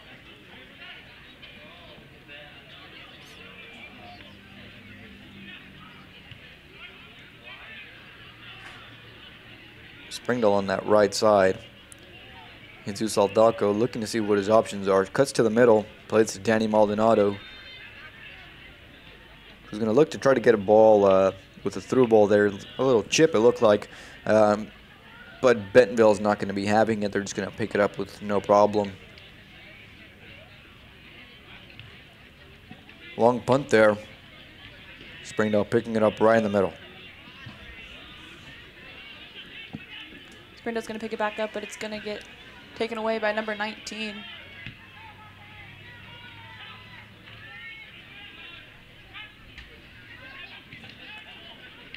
See Bentonville here with some great recognition of players moving down the line and really looking to make those passes.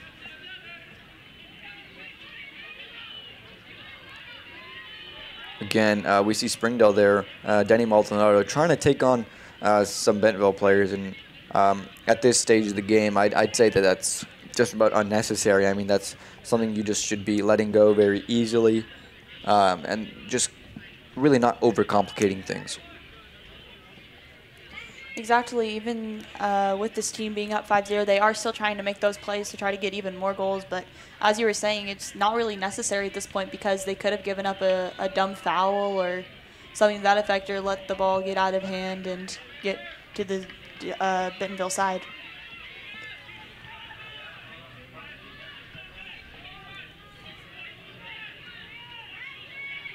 Ruben trying to bring that ball down with his chest and pass it back, but it's going to get intercepted from Bentonville. Bentonville's number 21 taking the ball very nicely. Bentonville's number 9 on that left side, setting a ball into the center. Just missed it and got out of bounds. And now it's going to be a goal kick for Springdale. And once again, we see the idea of Springdale not keeping with their marks very well. Number 20 was kind of running freely there. And even though the ball was too far and it was out of bounds, still, if that would have been in just a couple more yards, number 20 could have had the ball and we could have had a shot in the goal.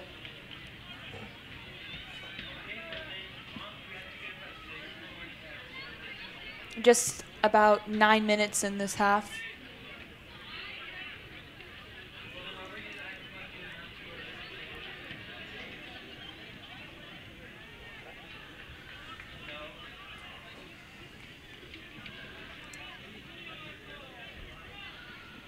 We see this Bentonville defensive side kind of starting to push up a little bit more to try to apply that pressure to the Springdale side.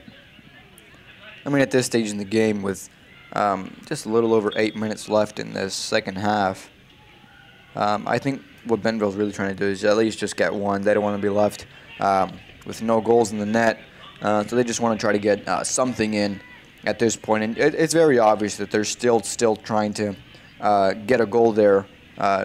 Really, for anything, with any opportunity, they're still trying to get a goal there, which is nice to see that they're not just giving up as it is. They're still trying to get something.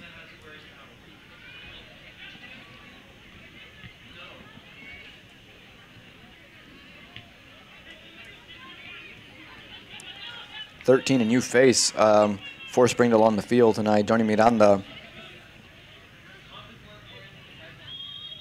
And they're going to call offsides on Springdale. And we've talked about this in earlier games. Sometimes whenever this Springdale side gets excited and ready, they're going to start having those offsides call. I remember one game in particular, I don't remember what team we were playing, but we had like 5 offsides in a row. And that's just one thing the Springdale side's going to have to watch out for, and just remember, like, hey, make sure to keep that composure and wait for the ball and make sure that everything's good. Exactly. We don't want to see them get too eager just to go get another goal. We'd really like to see that composure again that they really should be having at this point in the game.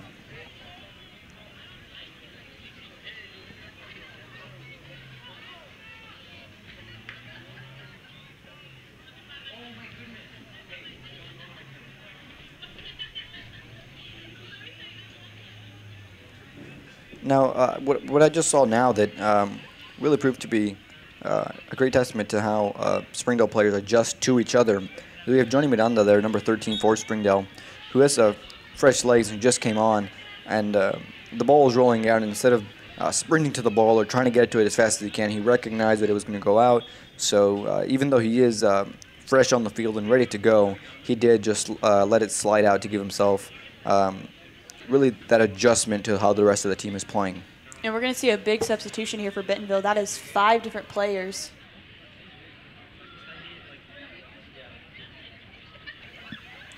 That's 5 players coming on, making a change, just trying to see if in these last, 5 or so minutes they're going to be able to get a goal in, putting in a bunch of fresh legs. I mean, especially now that we see a good portion of Springdale players who have been on since the beginning. Maybe we can have some Bentonville players really give them, just tire them out, really. I mean, it's just a little over 5 minutes left in the game, but if they can outrun them, maybe they can get something out of that.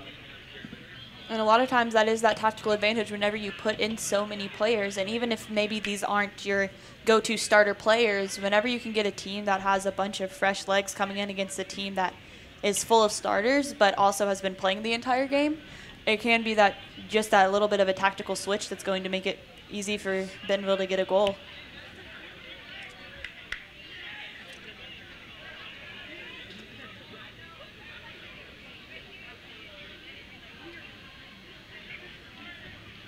I mean, kudos to the Springdale defenders for just keeping their A game the whole time. I mean, especially with a team who's really been desperate to score and is pushing any opportunity they can just to keep composed, not give away any silly fouls, especially in the back, and just really keep their mindset on defending.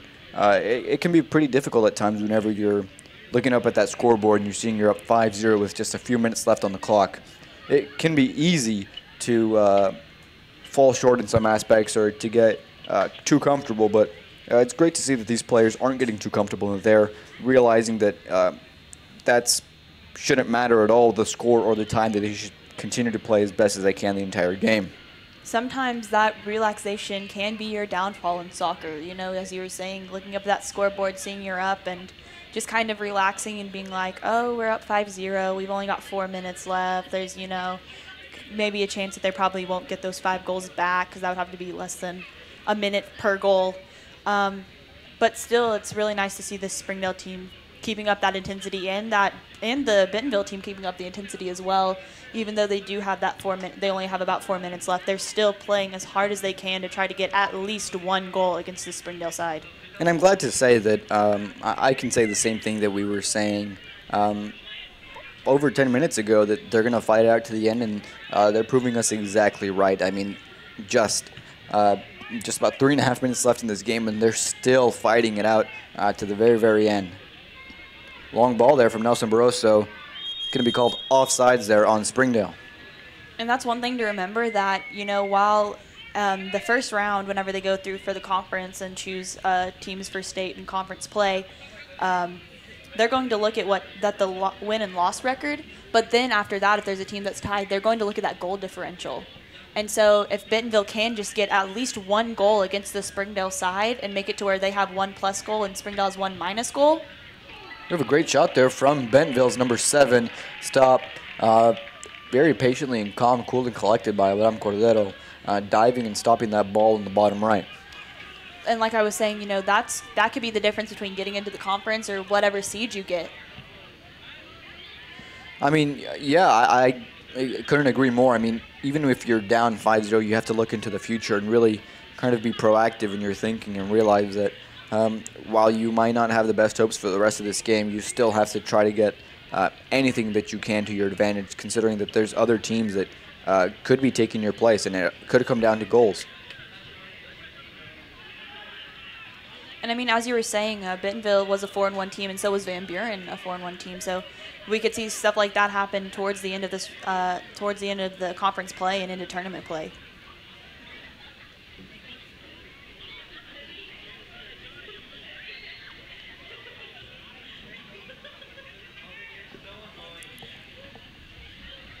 You see Springdale there trying to maintain possession of that ball. Bentonville picking it up, trying to send a long ball there, seeing if they can get a play at the very last minute.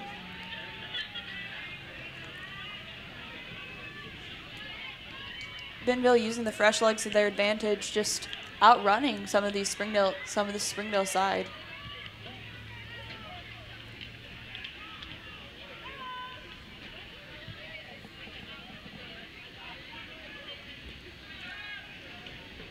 And there we go. We're going to have Jorge Ayala heading it back to Abraham to kind of let him have possession of that ball. They're forcing Bentonville's forward to push up and just really wasting those valuable seconds that Bentonville needs to try to score a goal. And that was a very smart and tactical move by the Springdale defense to say, hey, let's stop the ball, let's get the play down, let's get it back to our goalkeeper. Cut a couple seconds from this time, but also get ready to set us back up to play because we had a lot of the Bentonville players in their attacking half. So that was very smart on their part. We have less than a minute now before the end of this game. We have one last attack here from Renee, number 9 for Springdale, playing it out wide to number 7, Nelson Barroso. Goalkeeper's going to come out nicely, slide and pick up that ball, taking it away from Nelson Barroso. And we're at 30 seconds left in this half. Bentonville's going to try to make one last attacking play to try to get a goal on the Springdale side.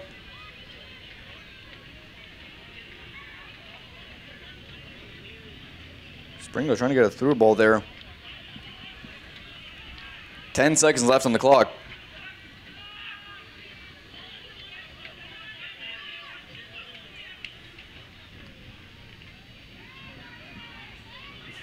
And that is it, ladies and gentlemen, for the boys varsity game. We have Springdale Bulldogs taking the win 5-0 against Bentonville Tigers. Up next, we're going to have a great matchup here. Lady Bulldogs versus Bentonville Lady Tigers. We should expect another great matchup just like we did today. Tune back in for that game.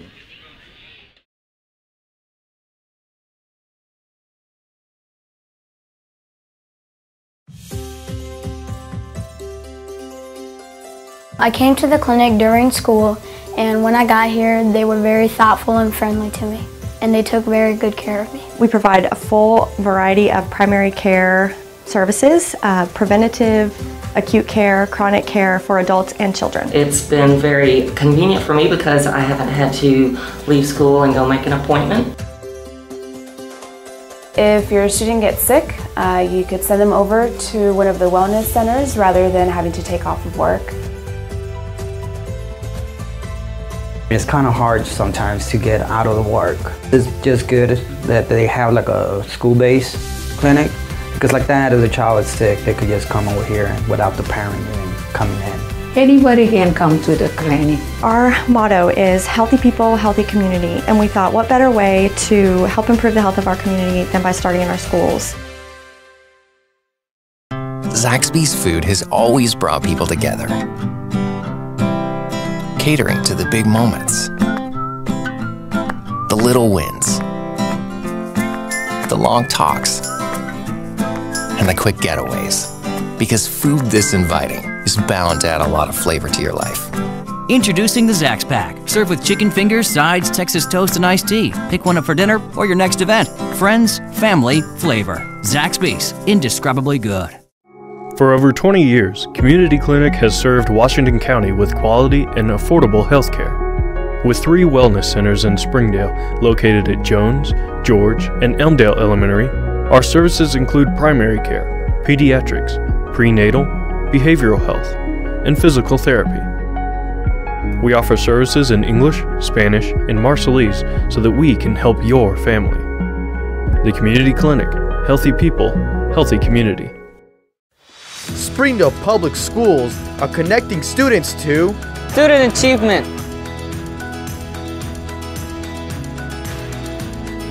safety,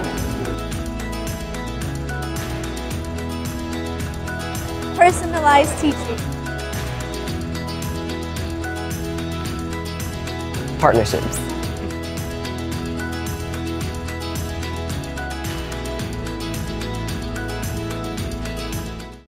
At Springdale Public Schools, we're given every opportunity to succeed because we are #the choice for Education.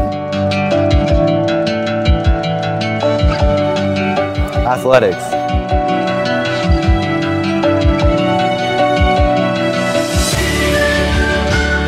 Music.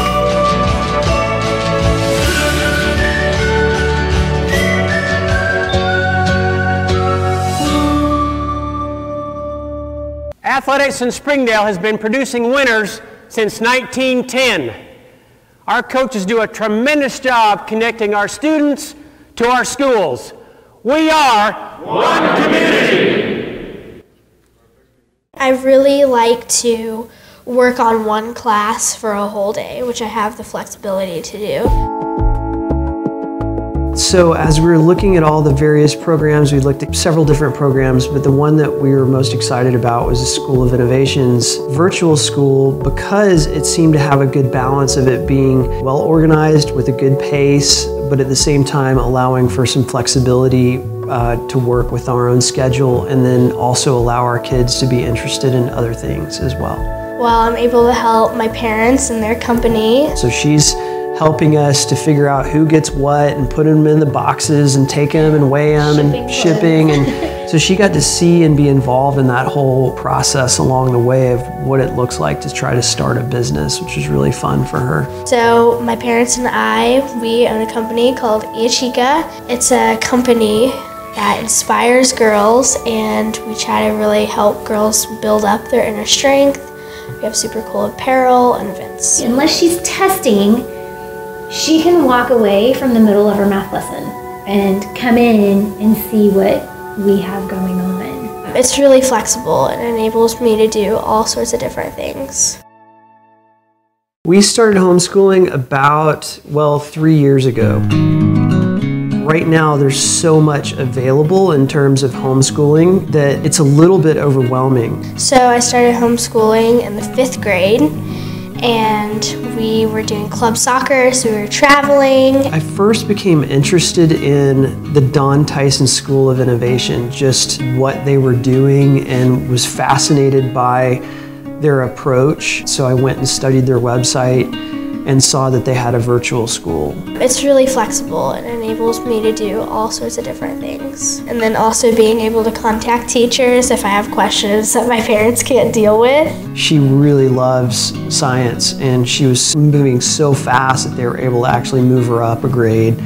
But then her math, she was kind of struggling with that a little bit, so we were able to try and tweak the program to fit where her needs were. I'd love to go and play college soccer. I'd love to go as high up as I can in the soccer world.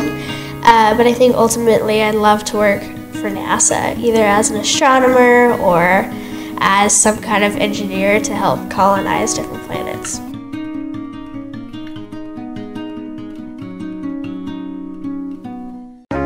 The Don Tyson School of Innovation in the Springdale Schools now offers middle-level courses. If you are entering 6th or 7th grade, you can enroll now at the School of Innovation. School of Innovation offers complete options for an advanced placement program.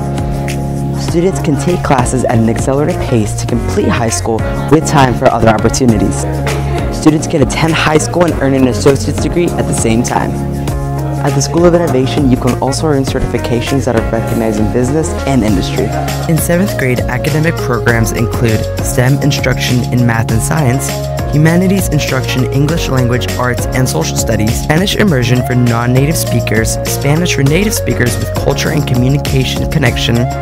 Program of studies include East, engineering, robotics, drones, urban agriculture, medical arts, computer science, visual arts, and theater.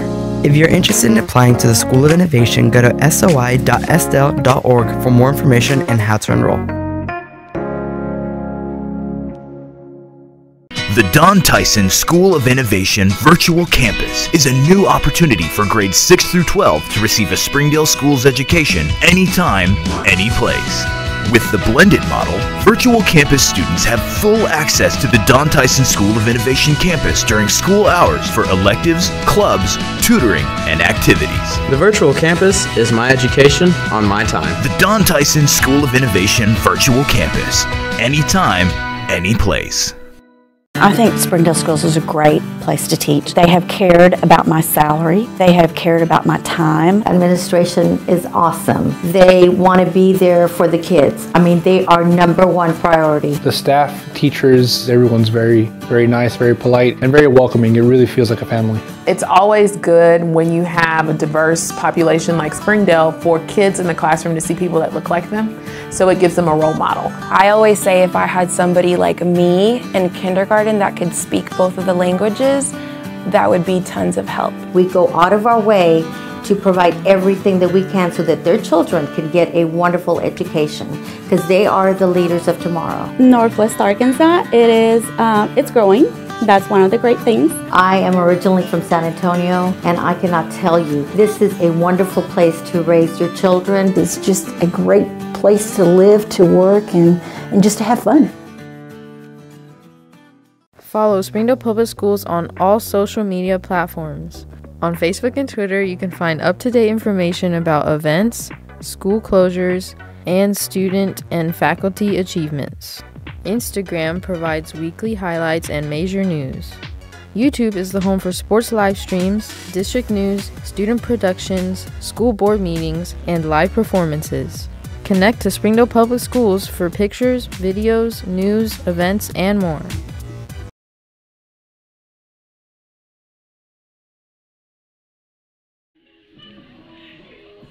Welcome back, ladies and gentlemen. For the rest of the night, we are going to have another great matchup. Springdale Lady Bulldogs and Bentonville Lady Tigers. We can expect to see a great matchup. It's cooled down a little bit. The sun is no longer hitting the field and the players as hard as it was for the boys' game, but I expect nothing less and another great matchup.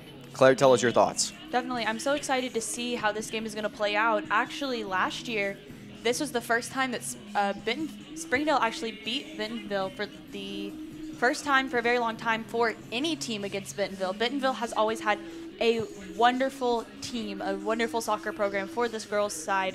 So it was really amazing to see this Springdale side come out and beat them last year, because Springdale hadn't actually been having that great of a year last year. They'd been having some problems trying to figure stuff out, and they came through and won in PKs at the very last. So it's going to be very exciting and interesting to see how this game is going to turn out between the Springdale side and the Bentonville side. Now, if we look at the stats of both of these teams, Springdale's total record right now is 4-8-1,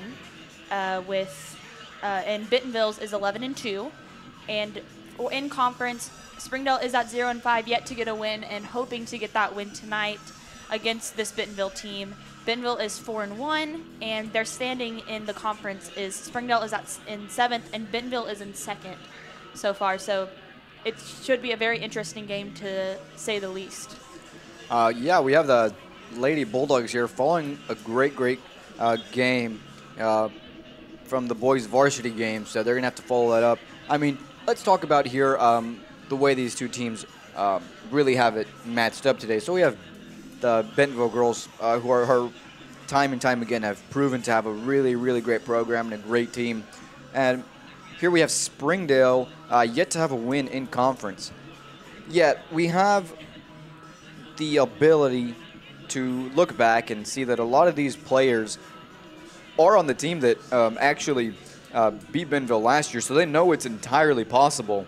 So it's going to be interesting to see how Springdale is able to have that in the back of their mind, knowing that it's entirely possible that they've done it before and looking to do it again tonight. Definitely, and one thing that I feel like the Springdale side needs to remember, and the Bentonville side too, is last year the game ended 0-0. It wasn't the fact they didn't win, or Springdale didn't win because they scored more goals than this Bentonville side. They won because of the PK shootout at the end of the game. So both these teams need to be ready to be in it for the long run and maybe even go to PKs like they did last year. Absolutely. We have the mindset for the Lady Bulldogs to really trying to hold down their own. They're not too focused on scoring so much or anything, but just to really hold down their own and just make it that much more difficult for Bentonville to get an advantage over them. And what they're going to want to do is at least do what they did last time they played them, which was hold it down to the very end and then go to the penalty shootout where they proved victorious. Yes, definitely. Just moments away from the start of this first half for the varsity girls game. We have the Bentonville team currently in prayer. Springdale team completing that prayer already and just getting in that team mindset and getting ready to call it up. And Lady Bulldogs are ready to go. They're walking onto the field into their positions. And we have those last-minute words from Bentonville. And there it is. They break huddle, getting ready to get onto that field and start the game here shortly. Springdale's going to start off with the ball for this first half.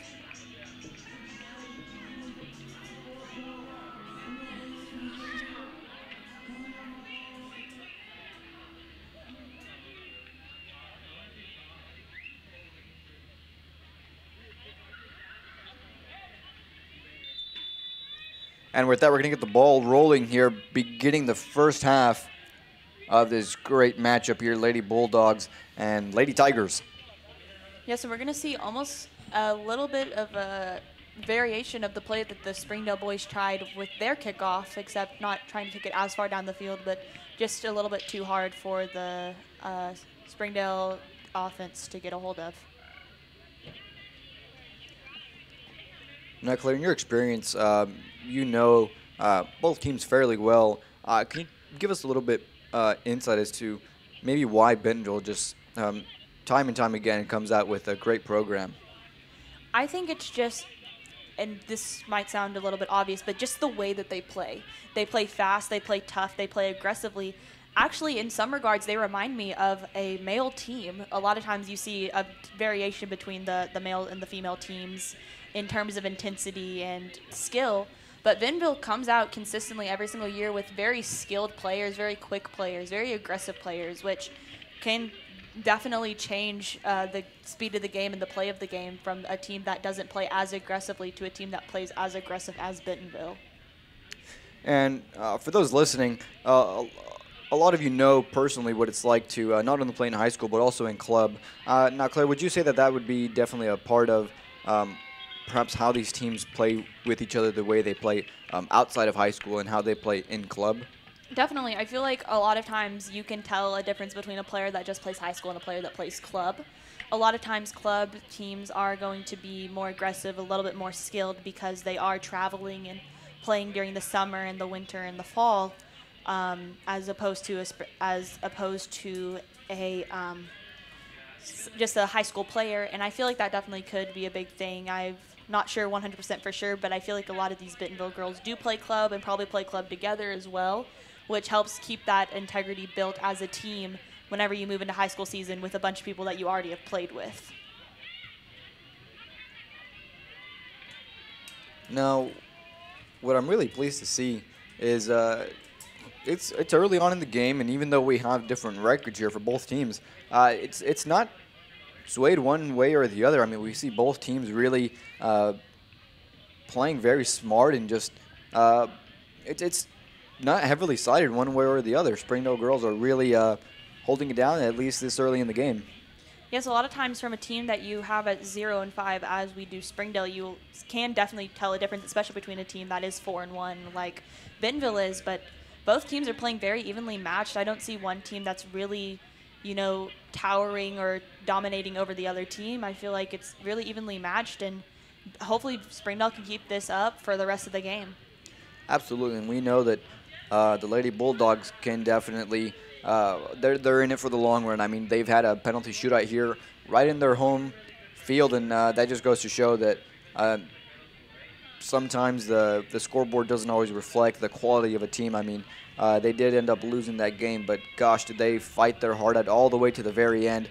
Even in the penalty shootout, they were there and just hanging on.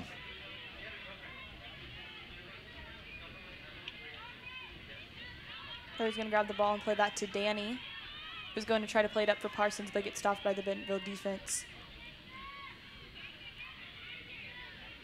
Good ball by Heather, but just a little bit too far for, I believe that is Arlene Delgado, to be able to get to it.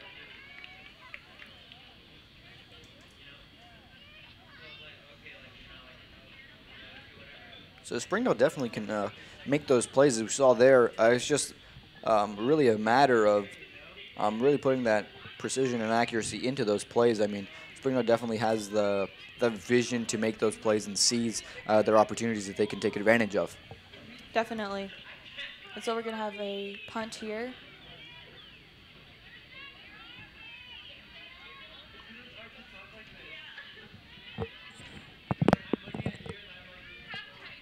And that's going to be a Bentonville throw-in. Now, one thing that I see that's similar between both varsity Tigers, boys and girls, is that they really definitely have people who can really throw in those throw-ins very deep and almost act like a short free kick there.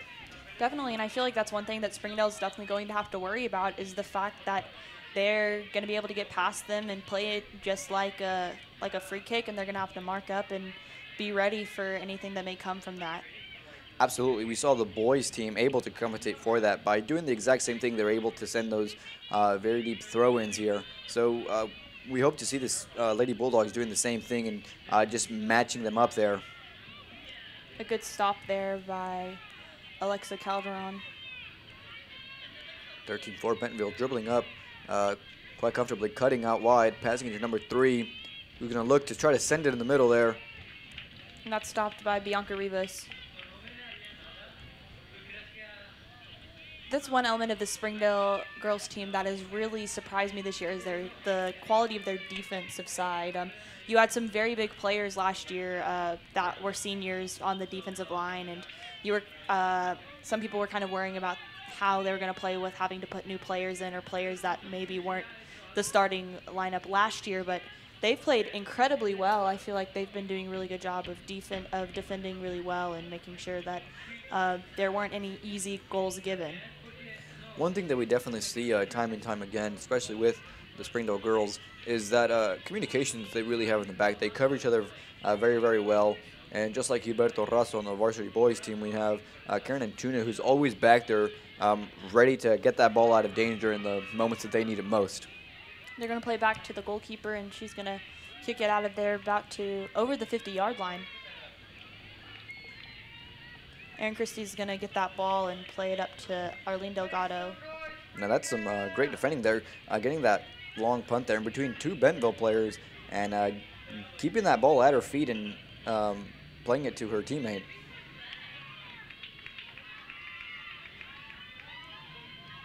Adriana Parsons keeping the ball really, really well, and the goalkeeper being able to come out and get it.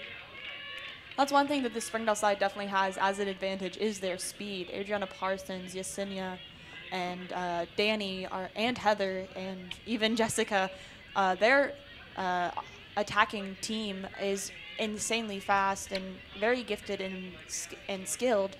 So that's one thing that Bentonville's definitely going to have to worry about is the fact that they have such speed up top. One attribute that I see a lot that they do, which is very, very beneficial, is like you were saying, they do have that speed, but it's when they drop off and come down and support their players in the midfield and in their defensive players. That's where it really, really comes in to support them when they can run back as fast as they can, help out, and then also move forward on that attack.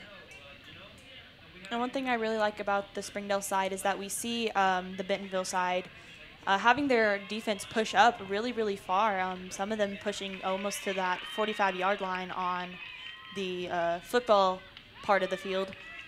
But Adriana Parsons is still standing back on that 50-yard line, which, if you didn't already know, if you are on your side of the field, you are not offsides, and that 50-yard line is considered your part of the field.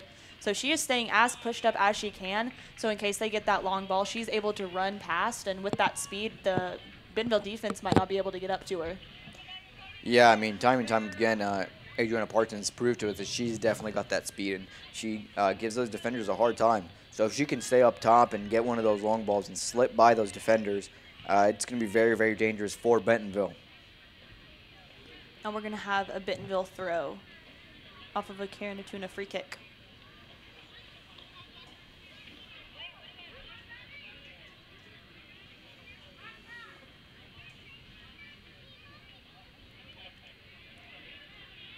That's great coverage again there by Karen Antuna, seeing that her player, Erin Christie, moved up, wasn't able to make contact with that ball, so she came in, covered that position very, very well, giving her teammate time to drop back and cover her spot again. And we were talking about the communication of this Springdale defense, but also when they're not communicating, just that nonverbal communication that they have, that understanding and knowledge of each other and the way that those teams, the way that each player plays is insanely brilliant. And it's really nice to see whenever a team works so well together that they don't even have to talk to just know exactly what to do to help that other player out. And just a little while ago, we had Bentonville with the first shot on goal. Molly Romero was able to pick it up with no issues at all, but that is going to show us that Bentonville is willing to make some shots from some distance, and that could be throwing Springdale off just a little bit. And we're going to see the first offsides of the night for Springdale.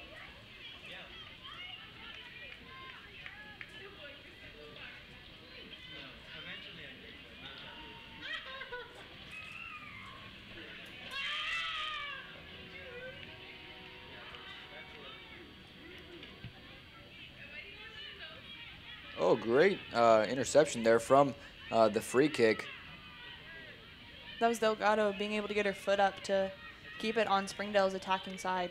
Yesenia, great header, just a little bit too far out there to where she couldn't get to it.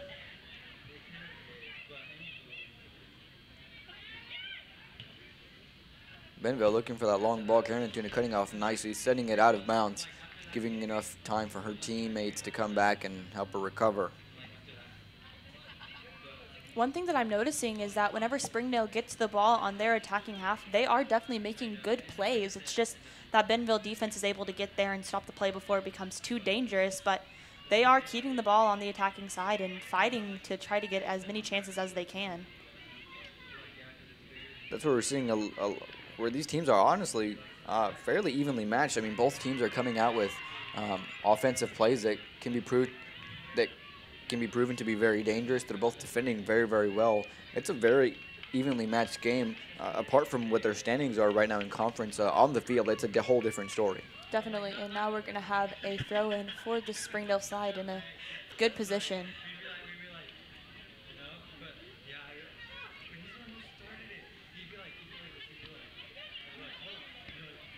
Great long ball there from Alvarado.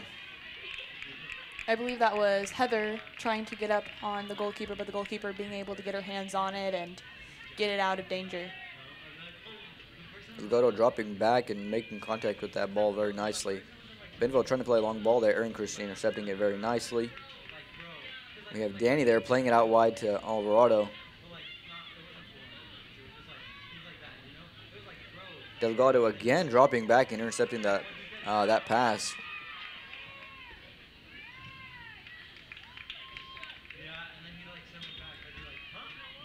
And we're going to see a substitution for this Springdale and the Bentonville side both.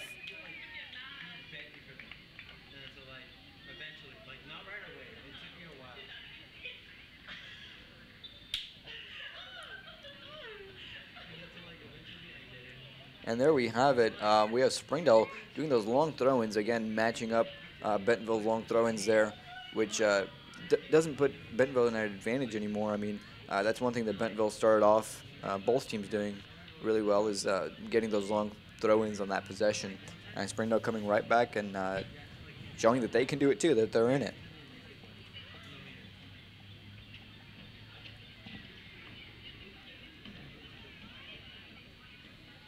And we're going to have another Springdale throw-in.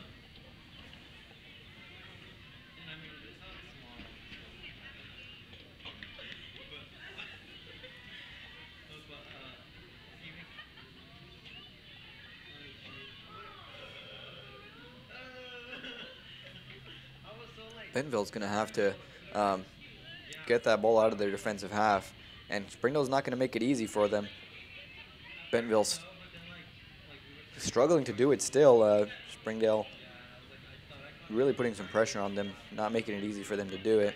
And as long as that ball is not in the Bentonville attacking half, then it's good, you know. Even if they can't get their foot on it to maybe send it back towards the goal, as long as they can get it out of bounds to where Bentonville can't keep an active play going, it makes it so much harder on a team to be able to keep playing a game of start and go by throwing it in all the time, even if you do have those long throw-ins.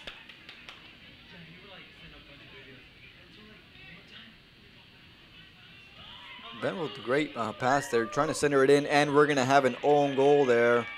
Aaron Christie trying to send that ball out of bounds, just being unlucky and hitting it in your own goal. And I can speak from experience here. I've been in the exact same situation. I've done that exact thing in my high school career. And you know what? It definitely does affect you mentally, but it's just one of those things where you have to move forward, and you can't let that stop you. It is going to, you know, stay on her mind during the game, but it's one of those things that you really have to rely on your teammates to help you bring your head up and to keep that chin up and to just keep on going. That's part of that bond that you have with your teammates. And we've still got 25 minutes, so Springdale still has time to be able to equalize and play just as hard as they have. And I mean, like you said, that is such a difficult thing to come back from, but we just need to make sure, the Springdale side just needs to make sure that they're just keeping up that intensity and playing as hard as they can no matter what. Yeah, and I mean, Springdale's definitely still in this. I mean, that's a goal that, unfortunate. I mean, it happens to everyone, even professional players who it's their career, and so long as that they can come back and not let that affect them too much, it'll be fine. I mean, Springdale's still definitely on that field, battling it out, and they've been giving Bentonville a hard time also up top, making some great plays. Definitely, and I feel like this is one thing that the Springdale side needs to remember is that was just a little bit of a miss kick, a little bit of a mistake. It wasn't anything on the quality of their play or anything. This is still such an evenly matched game and such two evenly matched teams in terms of skill that we've seen so far. So I really hope that Springdale doesn't let that goal get to their head, especially considering that it's nothing on the defense or the offense of the teams. It's just a bad miss kick. You know, it really depends on how Springdale's going to take that unfortunate play. I mean, they can either use that actually as a motivator to push them to be like, the only people that can stop us are ourselves. So it really depends on how they take it. I mean, if they let it affect them too much and they're beating themselves up over it, they're not focusing on being in the game. So you really just have to put it behind you and just continue to play with 23 minutes left in the first half and an entire 40 minutes for the second half. And another thing is Aaron Christie is such a valuable player to this team, and if she lets that get her down, they are losing a huge element of their defense. So she's just really going to have to remember that it was just one little thing that's happened. It's behind us now, and we're going to play as hard as we can.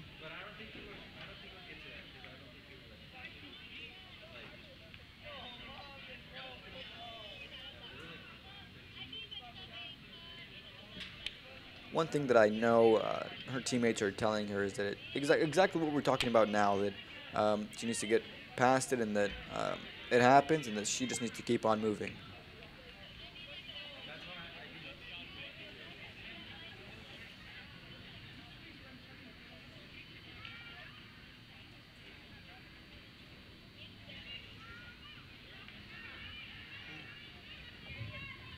Quick throw in there from Aaron Christie, playing it to Alvarado, who's going to be playing it upfield. Springdale side playing very aggressively, still trying to keep the intensity up and keep the pressure up. In a way, it was almost like that goal was just the thing that both sides needed. Bentonville needed that goal just to kind of get back into the groove, and Springdale needed that goal as a motivator to make them work even harder. We see both teams playing with a lot harder of a pressure on each other, nothing that's too aggressive or anywhere where there needs to be fouls called, but just the fact that both teams seems like they're playing almost a little bit harder than they were whenever they first came out. I agree, and I'd like to see that benefit both teams, really. I mean, Springdale really needs to be kind of reaping the effort that they're putting in, and Bentonville really needs to be stepping it up and really come out here and play as a team that everyone knows that they can play like.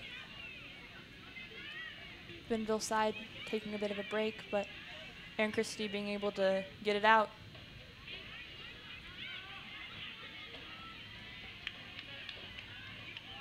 Bentonville on the attack here, sending it in, number 7 for Bentonville, playing it out wide.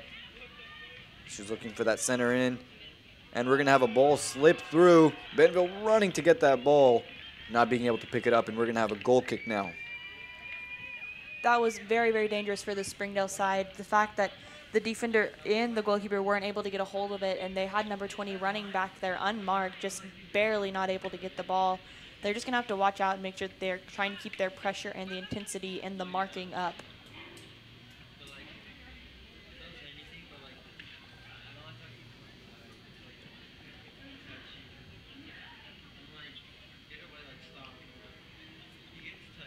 Karen Antuna with the clearance, giving Bentonville throw in Springdale's defensive half.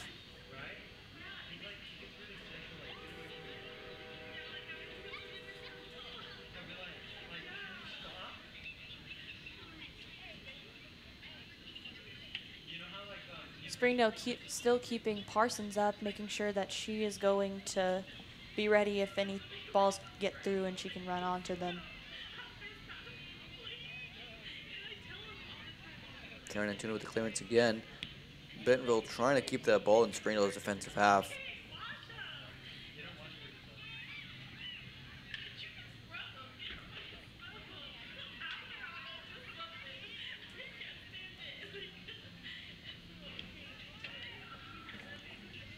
Aaron Christie defending that ball well and throwing it out of bounds.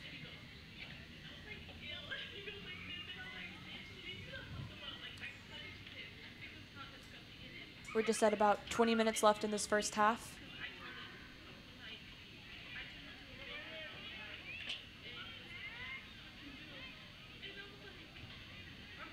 Great clearance there, Alexa Calderon.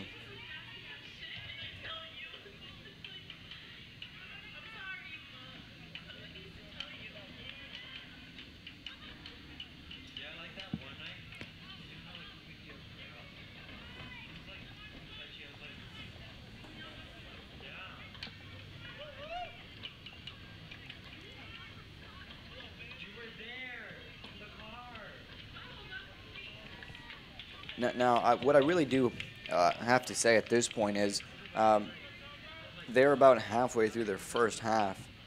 And Springdale's really been doing well against a great team like Bentonville. They've been out here defending very well. I mean, Bentonville really hasn't gotten anything particularly dangerous on their own.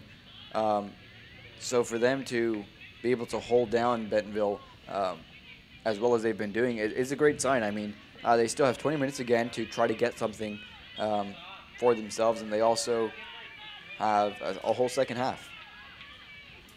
Yes, definitely. I feel like that's a testament to kind of the attitude that this Springdale team has, you know.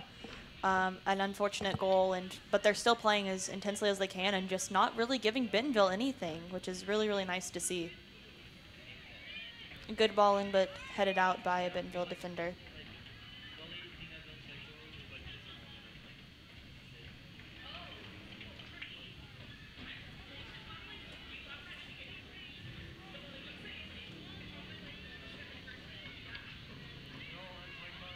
Bentonville getting past two Springdale players, playing a deep ball. We're going to have an offsides call there.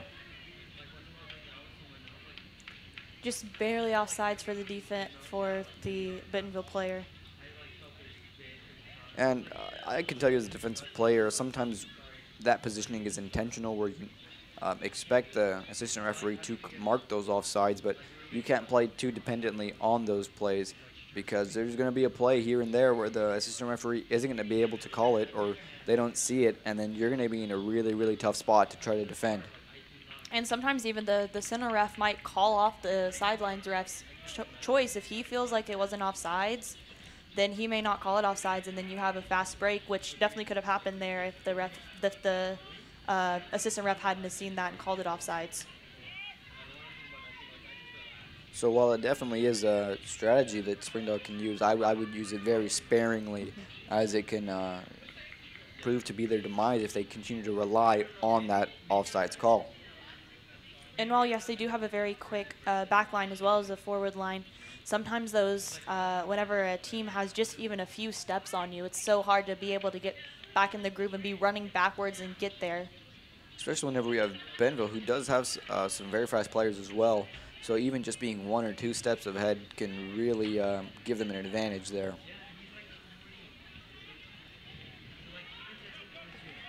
And a good ball there by Bentonville. And it looks like Erin Christie's going to give her a little bit of a shove, but... And we're going to have the second goal of the night. Bentonville scoring 2-0 against Lady Bulldogs.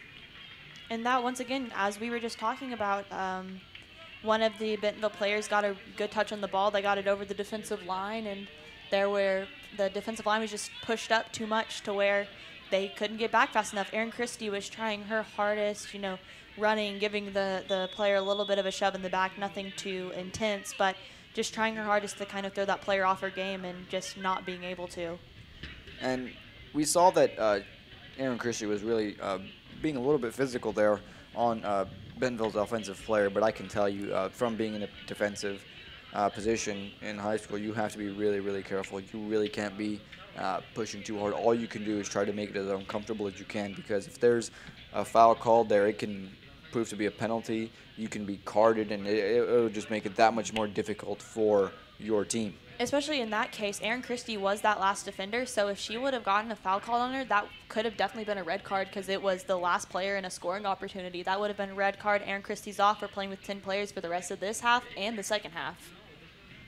Absolutely, and that's one thing you really, really have to keep in your mind as a defensive player. She tried to do as much as she could to stop that offensive player from scoring, but at the end of the day, you can only do so much and not get a foul or penalty or carded at that point.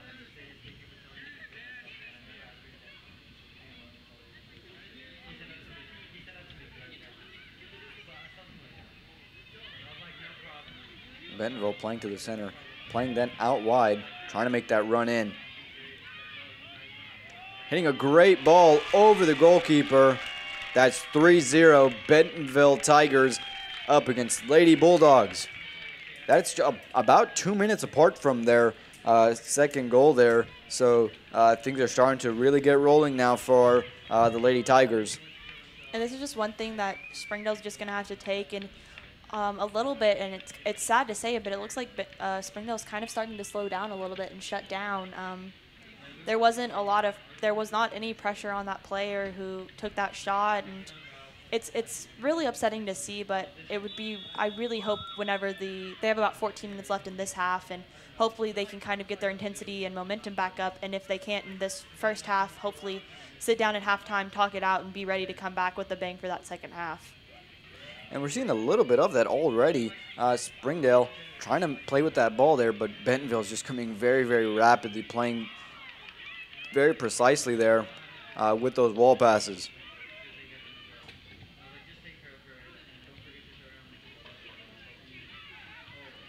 That's one thing about this Bentonville side is they thrive off of having goals. They are a team that scoreboard, and we've talked all night about mental game. The scoreboard, with them being ahead, is really going to motivate them to try to get even more goals.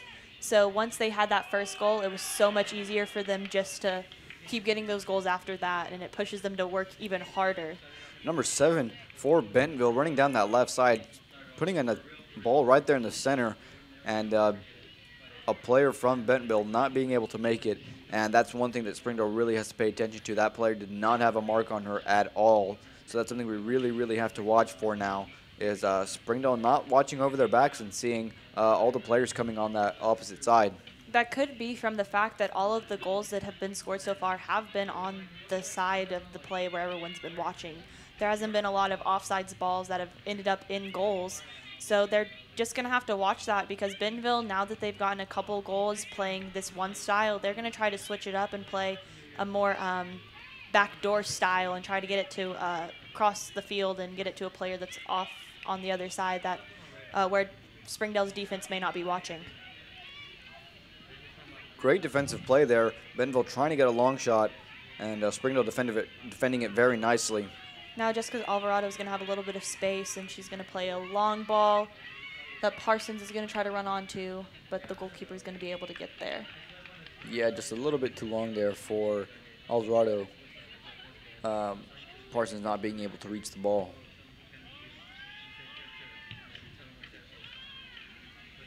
And just one thing I don't want to see out of the Springdale side is their play get desperate. You know, that wasn't really a desperate play from Jessica Alvarado, but if that keeps persisting and they just keep trying to send the ball down the field as hard as they can and just try to get it past that defense, that can become a desperate play, which can become very, very dangerous for that side, because Bentonville's going to be able to get to those balls and play them in and try to get even more goals off of it. Another shot out wide there for Bentonville, giving Springdale the goal kick. Now, we did see the Lady Bulldogs watching the men's varsity game, so I'd hope that they would have seen that when Bentonville, the boys team, was down on the scoreboard, that they had to push a lot more aggressively. They were playing a little bit more desperate, and they just opened themselves up to really be played around, which is what these Lady Tigers really do very well, as they play and pass move very, very well. So we'd like to see the Lady Bulldogs really acknowledging that and not stretching themselves out too thin here. Definitely, and while, like I was saying, there has been a few little desperate plays. I mean, this team is still playing very, very well and very technically, and I'm starting to see a little bit of Bentonville starting to show through as a little bit more of the dominant team, but if Springdale can still keep it up and even get their intensity up a little bit more, it could once again become a very evenly matched game. We have a little over 10 minutes left in this first half, and we have to remember that they still have 40 minutes left in the second half. Bentonville there with another great play, sending it just wide of the post there. The Lady Bulldogs really have to start being a little bit more organized in the back. I mean, they're losing their marks whenever they're coming on those attacks and they're trying to defend. They're really starting to lose their marks, which is going to be very dangerous if they continue to do that. Definitely, and I feel like that is kind of a side effect of being down, and just a lot of times you see girls teams that they let themselves get down and out a lot quicker than the male teams do, because the males do play with a lot more of an intensity and an aggression. Whenever a girls team is, you know, starting to get down 2 or 3 goals, they're going to start to feel a little bit sorry for themselves and kind of worry too much about the fact that they're down, instead of the fact that, oh, hey, we still have 40 minutes of gameplay to play. And so I really just want to see the Springdale team, you know, realize that, hey, we still have 40 minutes. This Bentonville team was able to score 3 in 40 minutes. We can score 3 in 40 minutes, and I don't see the problem with that. Absolutely. We'd like to see the Lady Bulldogs recognize that they're definitely still in this. There's still plenty of time for them to kind of recuperate and realize where they stand in this game, and that there's still a fighting chance for them. And really, I feel like they need to think back to the very beginning of this game, before the first goal was scored, how they were playing then and how they were playing so evenly matched with this Bentonville side. And they just really need to think back to how that felt and how good it felt, the fact that we're keeping this Bentonville team to a 0-0 game, and hopefully bring that back as this first half kind of comes to a close with about 9 minutes left, and then that 40 minutes for the second half. Absolutely. I mean, what really throws a wrench in that whole system is that they do need goals. I mean, while yes, they were playing great in the first half, they definitely do need goals. We have a Bentonville player there crawling off the field. She looks like she might have been cramping or gotten hurt. That's something we do see, especially on these games. Whenever you're playing very, very intensely, your legs start to tire out, your legs start to cramp, and it really starts to wear on you physically. Especially with the last game of the night, you're just trying to stay as warm as you can and making sure that you're staying loose and ready. But whenever you have 2 games in front of you that you still want to watch and support your team while still getting ready, sometimes you just don't get warmed up enough and can end up cramping.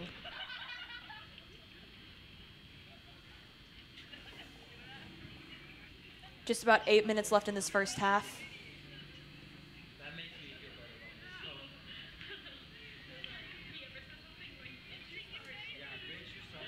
Lady Bulldogs still fighting for every single ball that they can, especially right there in the midfield. We have a great touch there. Alvarado trying to get that ball there. Trying to get a long shot there, hitting it out just wide of the goal. And that was really nice to see from Alvarado, still trying to take that shot even though they are down. Sometimes whenever you are down, you kind of stay away from taking the long shots or the kind of crazy and wild shots in favor of the more precise short shots like that. But that was really refreshing to see from Alvarado, saying like, we're still in this game, we're still going to fight, and we're going to take those crazy shots and hope for the best. Absolutely. I mean, if you can catch the team off guard and just take a shot from out wide when the keeper's not expecting it, I mean, if you can get one in the net, that's one more goal closer to tying up the game. And their goalkeeper was actually creeping out a little bit, kind of as she is now, and if that ball would have gone turned in a little bit more towards the goal, then that could have easily been a goal right over the goalkeeper's head.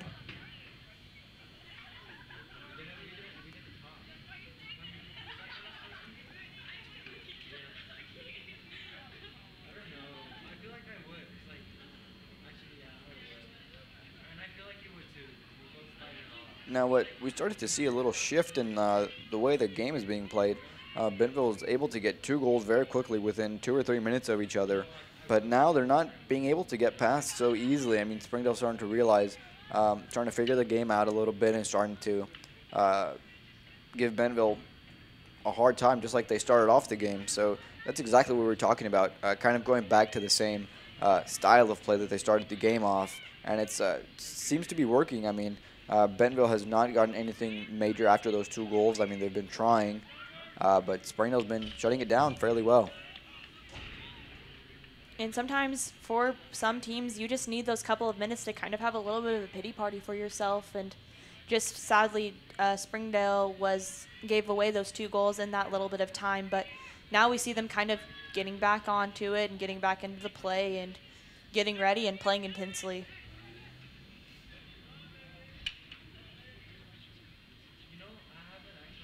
And now we see Springdale making their way up the field with a couple of throw-ins. Now the Lady Bulldogs find themselves in the same situation that the Bentonville boys found themselves earlier, where they really need to start capitalizing on every opportunity that they can, especially on these throw-ins and set pieces. And Alvarado has a really great throw on her, so we're going to kind of see almost like a free kick play here. Alvarado looking to see her options, try to take a shot from out wide. Doesn't get quite a comfortable shot on it, but the Bentonville goalkeeper is able to pick it up. Bentonville here on the attack now. 2v2, 24 for Bentonville on this left side, running to see who she can give it to. Sends it in, just a little bit too wide. Bentonville still maintains possession in that corner. But as we were talking about earlier, we had 2 defenders there ready for that person that was making that back post run.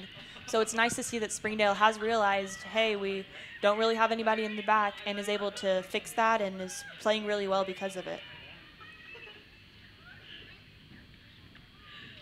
And it's going to prove to help them out. I mean, if they can stop any more goals from going into their net and they continue to play the way they've been playing, maybe they'll find themselves getting a few goals of their own and just getting them that much closer to evening up the game. We have about 3 minutes left in this first half of game.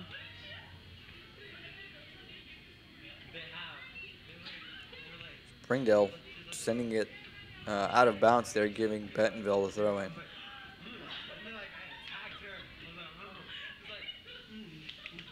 And at this point, that kicking it out of bounds after a throw-in, something like that, getting a hold of the ball and kicking it out, could be a bit of a tactic, because as we were talking about earlier, Bentonville's a team that likes to play, that doesn't like to stop and go. They like to just keep the play very fluid.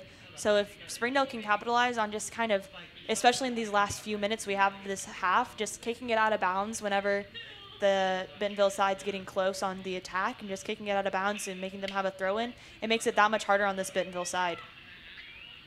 Great clearance there from Springdale. Now Springdale trying to play it out. Bentonville, again, maintaining great possession of that ball, looking to see who their options are. Great cut there Danny, they're intercepting that long cross. And the assistant ref is going to call that out of bounds, and it's going to be a Springdale throw.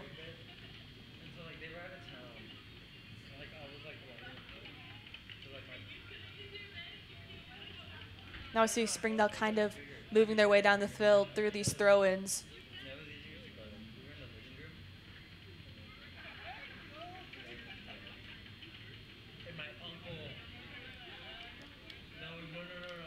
It's a great long throw in there.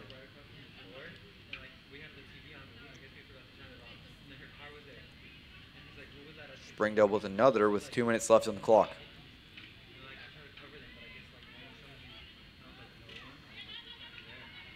Playing it back, trying to send a long ball there. And we're going to have Bentonville's goalkeeper pick it up.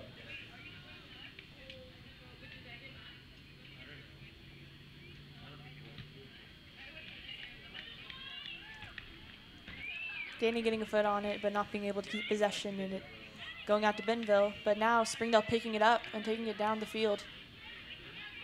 Heather there with the great center there.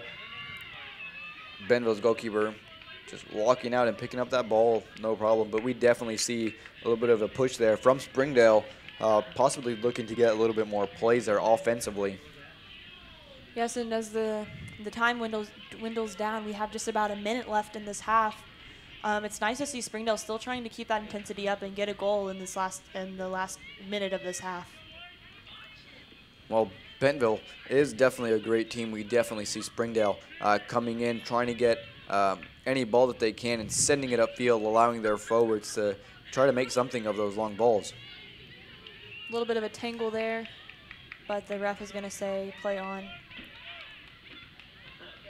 Bentonville still having possession, referee granting advantage play. About 30 seconds left in this first half. Springdale's keeper is going to hold on to it for a little bit and then punch it out.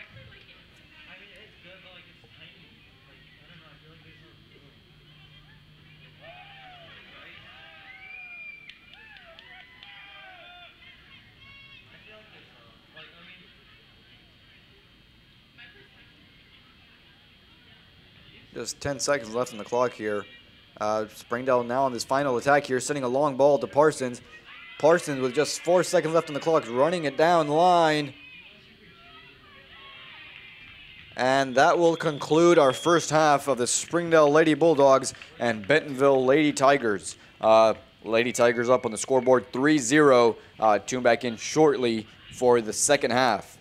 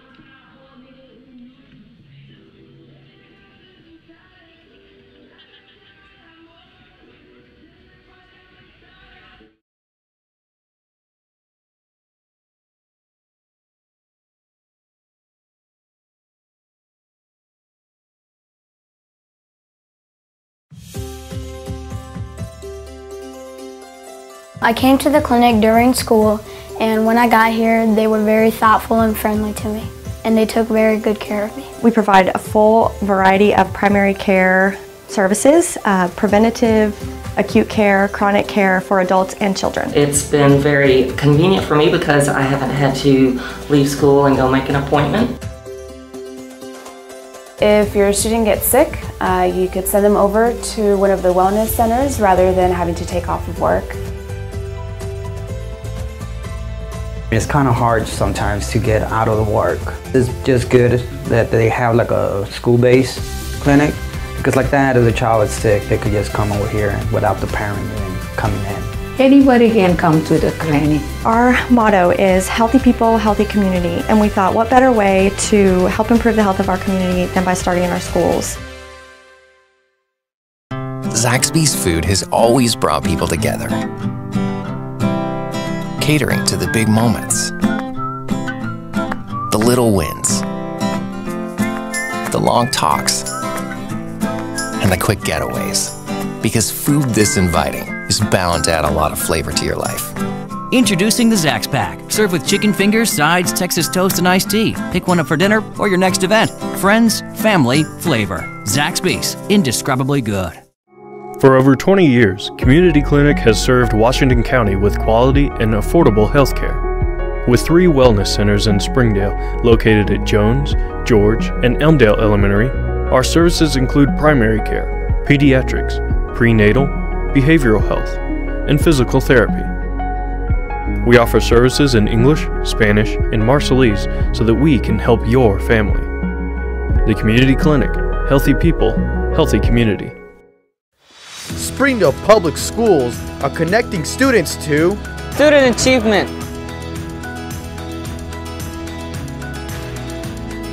safety, personalized teaching, partnerships,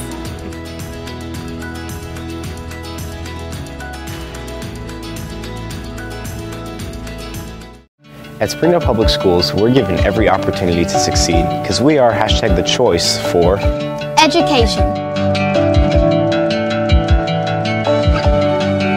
athletics,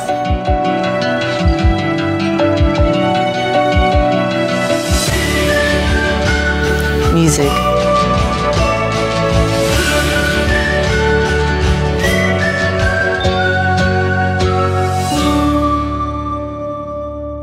Athletics in Springdale has been producing winners since 1910.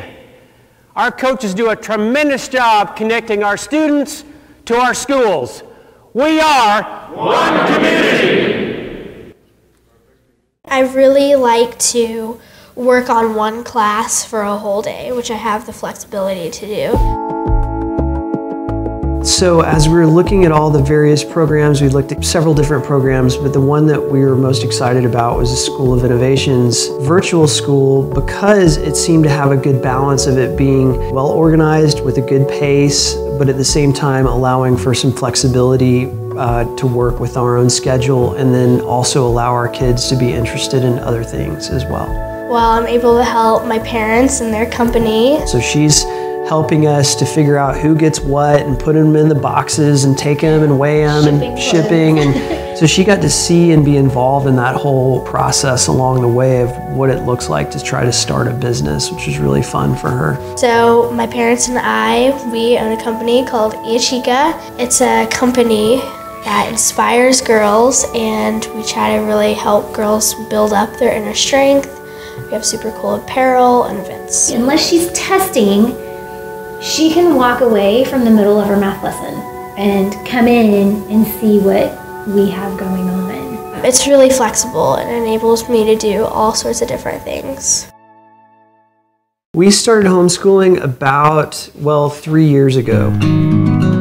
Right now there's so much available in terms of homeschooling that it's a little bit overwhelming. So I started homeschooling in the 5th grade, and we were doing club soccer, so we were traveling. I first became interested in the Don Tyson School of Innovation, just what they were doing, and was fascinated by their approach. So I went and studied their website and saw that they had a virtual school. It's really flexible and enables me to do all sorts of different things. And then also being able to contact teachers if I have questions that my parents can't deal with. She really loves science, and she was moving so fast that they were able to actually move her up a grade. But then her math, she was kind of struggling with that a little bit, so we were able to try and tweak the program to fit where her needs were. I'd love to go and play college soccer. I'd love to go as high up as I can in the soccer world. But I think ultimately I'd love to work for NASA, either as an astronomer or as some kind of engineer to help colonize different planets.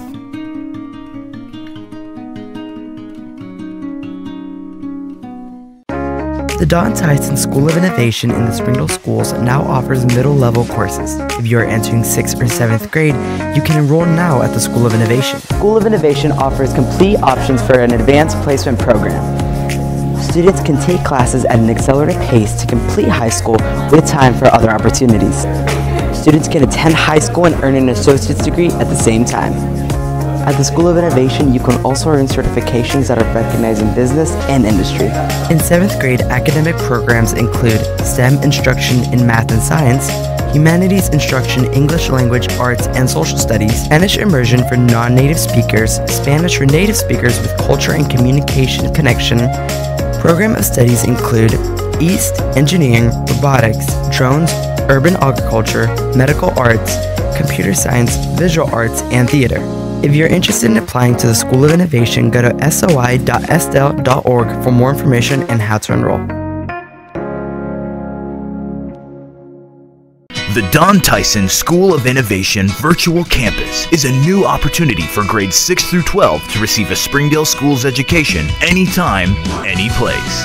With the blended model, virtual campus students have full access to the Don Tyson School of Innovation campus during school hours for electives, clubs, tutoring, and activities. The virtual campus is my education on my time. The Don Tyson School of Innovation Virtual Campus. Anytime, any place. I think Springdale Schools is a great place to teach. They have cared about my salary. They have cared about my time. Administration is awesome. They want to be there for the kids. I mean, they are #1 priority. The staff, teachers, everyone's very nice, very polite, and very welcoming. It really feels like a family. It's always good when you have a diverse population like Springdale for kids in the classroom to see people that look like them. So it gives them a role model. I always say if I had somebody like me in kindergarten that could speak both of the languages, that would be tons of help. We go out of our way to provide everything that we can so that their children can get a wonderful education, because they are the leaders of tomorrow. Northwest Arkansas, it's growing. That's one of the great things. I am originally from San Antonio, and I cannot tell you, this is a wonderful place to raise your children. It's just a great place to live, to work, and just to have fun. Follow Springdale Public Schools on all social media platforms. On Facebook and Twitter, you can find up-to-date information about events, school closures. Welcome back, ladies and gentlemen. We're starting the second half now of this final matchup of the night. We have Bentonville Lady Tigers up 3-0 against Lady Bulldogs. So just one thing I'm hoping to see out of the second half is just Springdale kind of getting their intensity back and playing, coming into this half thinking, you know, this is just kind of thinking to yourself, maybe even like this is a 0-0 game, just kind of coming back and trying to get that mentality of thinking, you know, we have 40 minutes to make our mark and do what we can. Absolutely, and the main priority for the Lady Bulldogs for this game is going to be to have the ball at their feet. They're going to want to score, of course, but they can't do that if they don't have possession and the ball at their feet. So that's the first thing they're going to be looking to do, and the Lady Tigers are really just going to be looking to either get more goals or to just keep the lead and really focus on passing at this point. Sometimes for a team that's up 3-0, it's, a really nice save there by the keeper. And she's going to try to get back and get ready. And Karen Atuna is going to get the ball out. One noticeable substitution I noticed for the Springdale side is they've brought in Fabiola for Erin Christie. Or, excuse me, no, they did not. They brought in Fabiola, who is a really great player who plays really well out on the wide and doesn't care to get in there and get a little bit scrappy and try as hard as she can and get the ball out up the field. Now, from what we've seen her and how she's played before, that's going to be a very dangerous combo there in the back. We're going to have Erin Christie, who is very good defensive player coming in at the crucial moments, as well as Karen Antuna and Fabiola. They're very similar players who are very good defensively, who can really get those timing very, very well.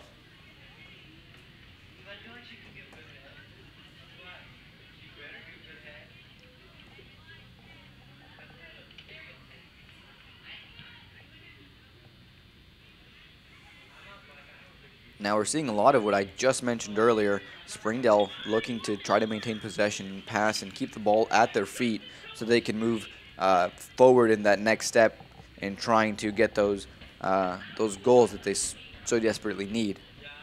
And we see offsides here on Springdale. But also kind of what I was going to say is we talked about this kind of at the end of the second half, talking about those desperate plays. And it's really nice to see that Springdale isn't really playing those desperate plays at this point. They're trying to keep possession and play together and play really well. And another really nice save by the Springdale keeper.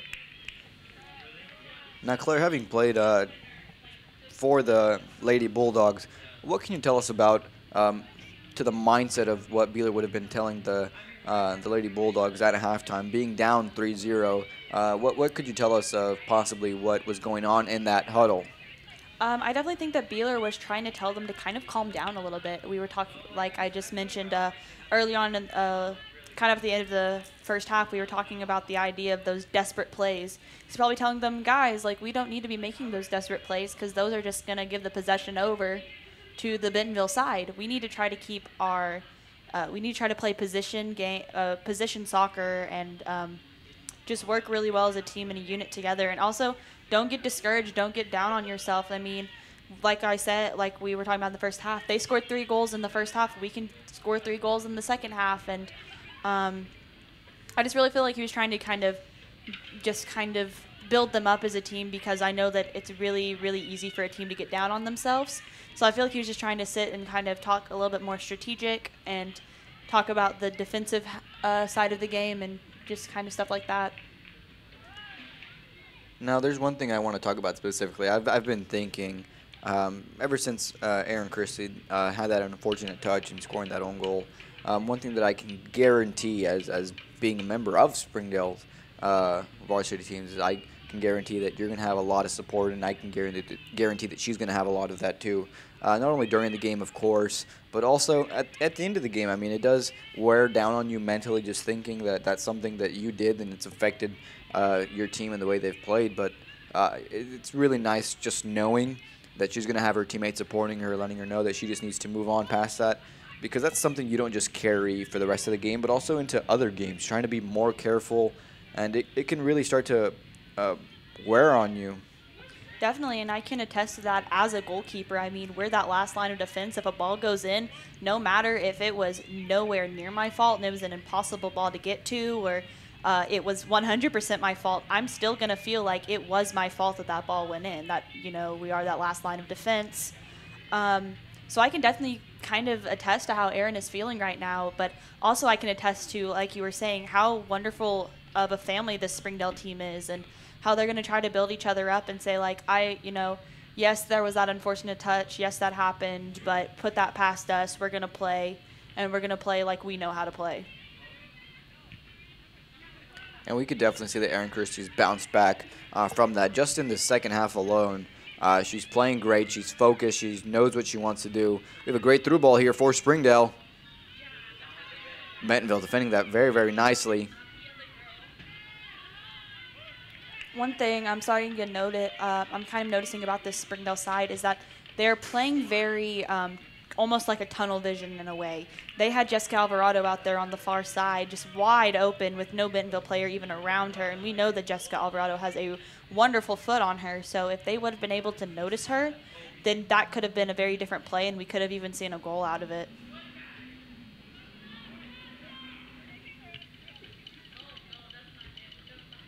Getting there with a great touch, getting that, receiving that punt from her goalie, and trying to play it out wide, but not doing so entirely successfully.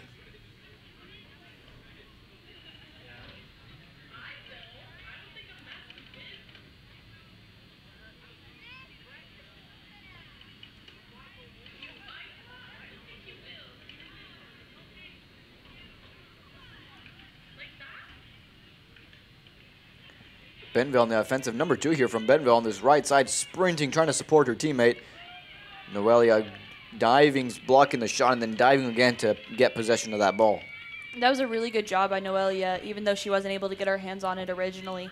The fact that she was able to get right back up as quick as she did and just jump and pounce right back on it, as we've talked about with the Bentonville goalkeeper earlier on, sometimes you just have to sacrifice your body for this game, and that just shows your love for the sport, and it shows that Noelia just doesn't care. She wants to make sure that there's no more goals scored tonight, and she is going to try as hard as she can to make sure that that does happen. Heather trying to take on Bentonville's defender. Defender stopping it very, very well. And we have Erin Christie there with the save. And that's great right there. We see Erin Christie, who unfortunately had a bad touch in the first half, but she comes right back, bounces right back in the second half, and actually stops the goal from going in. So it's great to see that she's really dialed in now, and then she put it behind her. It's very, very clear in the style that she's playing. And here she is really with that bounce back. In a way, Erin can almost see that as a redemption in a way. I mean, she did let that unfortunate ball in, but she just saved that ball, which was a really beautifully done shot, and she just was able to get her head on it at the last second, and then just right there, able to get that ball out again. She's thinking to myself, you know, that I need to put that own goal past me, and I'm going to play the best game of soccer I've played, and she is definitely doing that right now. I couldn't agree more. She really is focused in on just making up for it, and she's done that twofold, at least. Yesenia there with the great defensive coverage there. Bentonville there with the offensive attack, giving them a throw in there.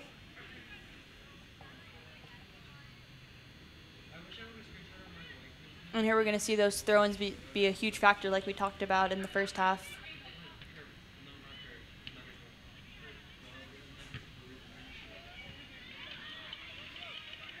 Bentonville trying to get a shot there, defended nicely, send up field. The only player that Springdale really has up high is Parsons, and she's right up there with those 2 defenders, just waiting for that long ball to be sent so she can take advantage of that and just sprint down the line like she does best.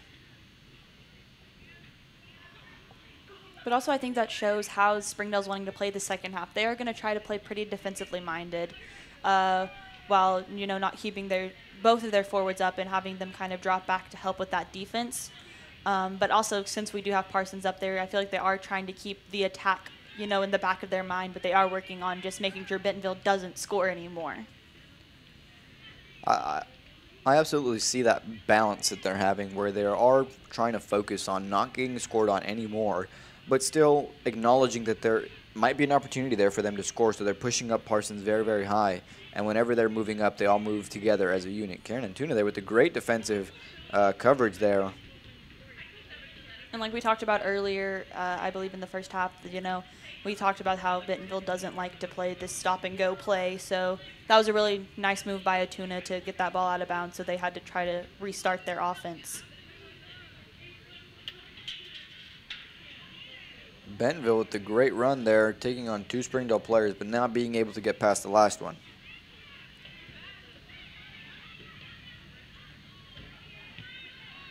Great ball by Heather, sending it upfield. Parsons coming back to try to get it. And they're going to call that offsides. Now, I'm not sure if I absolutely agree with the refs, but they did make that call, and it's going to be a free kick for Bentonville. I'm going to go ahead and second that one. That one there was very close, but obviously the assistant referee saw something that we exactly couldn't, and they're going to go ahead and play from that. Springdale still getting the ball, sending it upfield. And here we're going to see the speed really come in for the Springdale side. Both Parsons and Heather almost getting to that ball, but the defense being able to get it and play it out. Bentonville trying to send it upfield, but instead sending it out of bounds, giving Springdale a throw in here.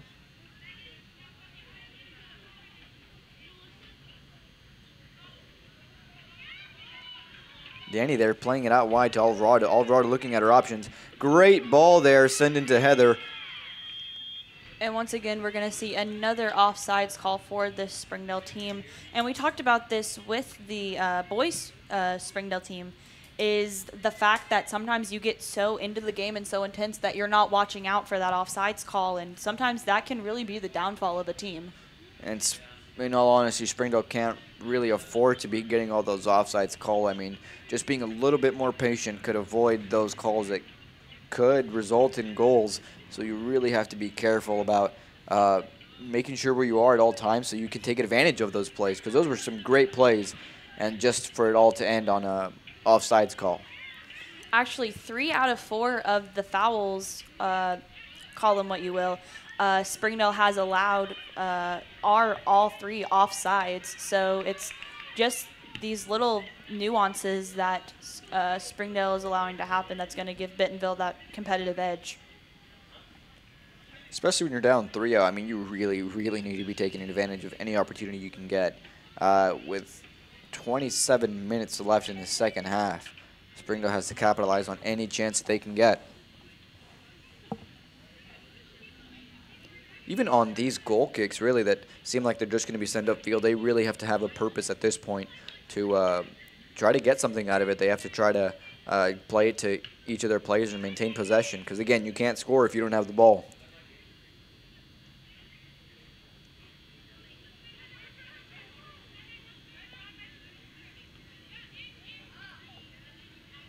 We're going to have Alvarado pick up that ball in the center of the field and play a long ball out.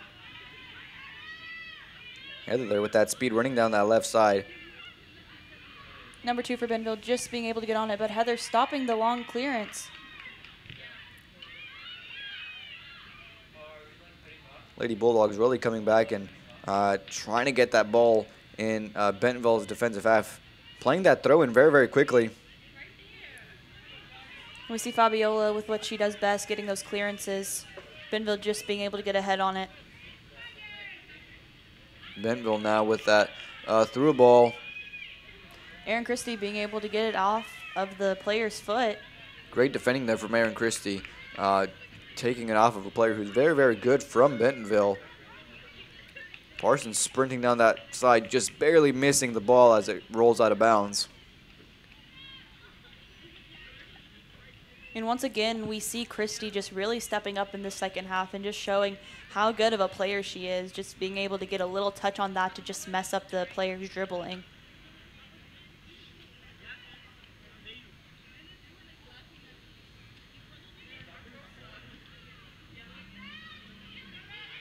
Fabiola there with the player coming down to put pressure on her. She covers the ball nicely, knowing that it's going to be her throw-in.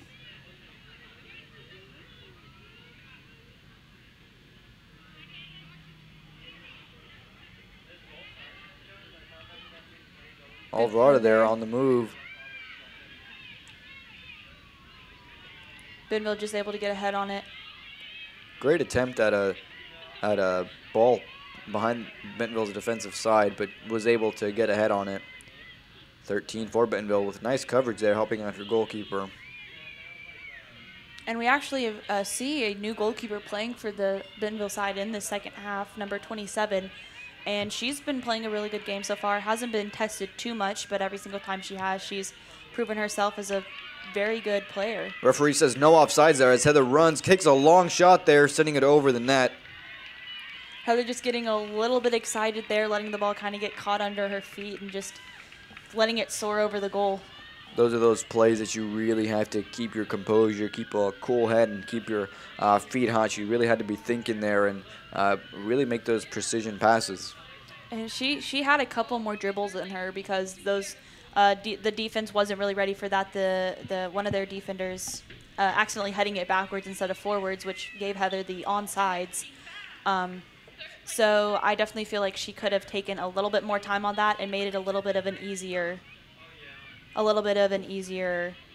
play. Danny with the great header there.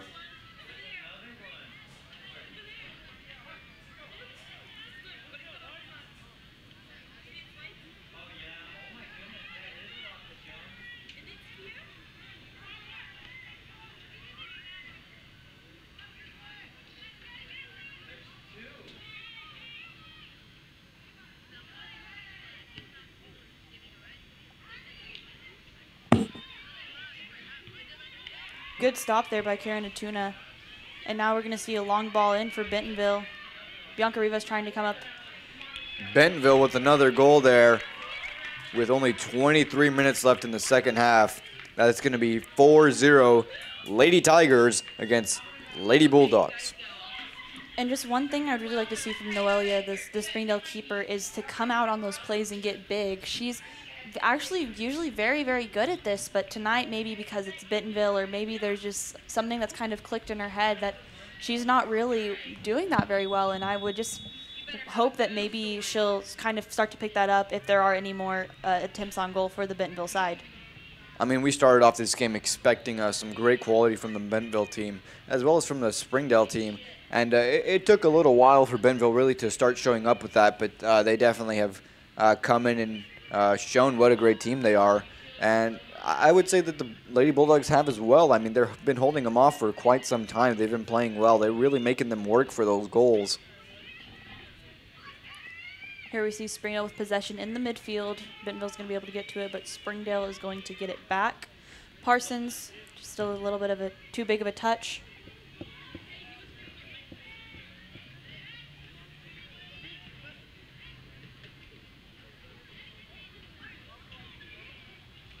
Bentonville playing it short for number 4. Number 4 for Bentonville moves forward, takes a cut out wide. Looking at our options. Nice touch there. Centers it in. And it's going to be sent out of bounds for a goal kick.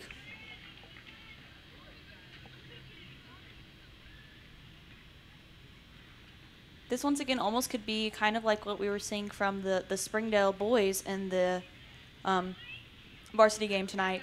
The Bentonville team is up 4-0. They're going to start getting a little bit excited and maybe starting to make some kind of crazy random shots, but they just need to kind of keep their composure and keep their cool and keep playing the same game that they've been playing. We have to keep in mind also that there is 22 minutes left on the clock, so Lady Bulldogs definitely still have a shot of getting a few goals on there. I mean, they've been pushing very, very nicely.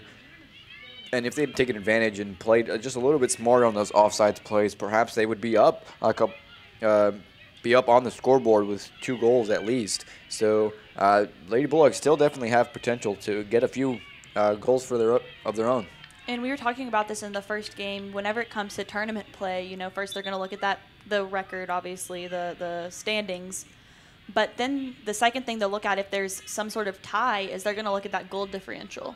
So if Springdale can get at least 1 goal on this Bentonville side, it could be a crucial moment for that team.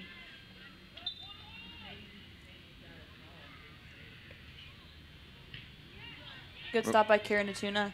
We're going to have another corner kick here for Bentonville.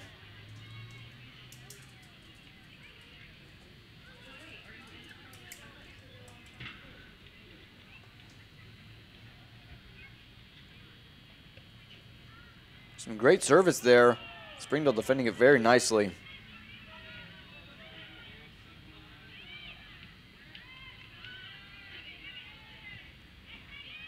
Tigers with a great shot. Erin Christie with header out of danger. Alvarado there with the long punt upfield.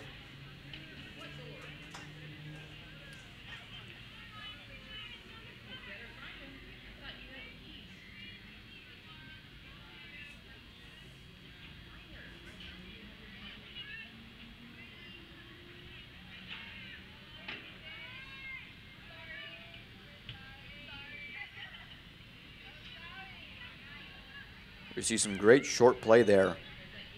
And Alvarado looking for that long pass, intercepted nicely by Bentonville.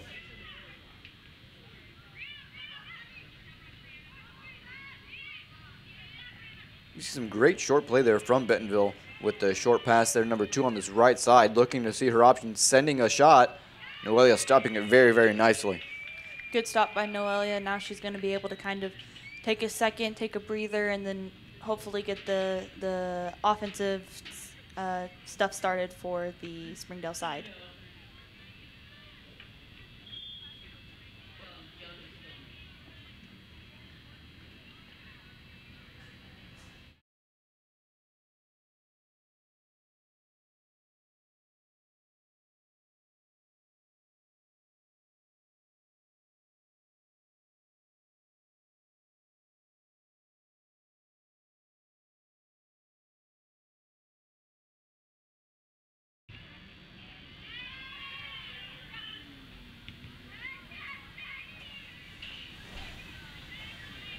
All right, so the Springdale, deep down in Bentonville territory, this Bentonville side trying to get that ball out of their back as best they can.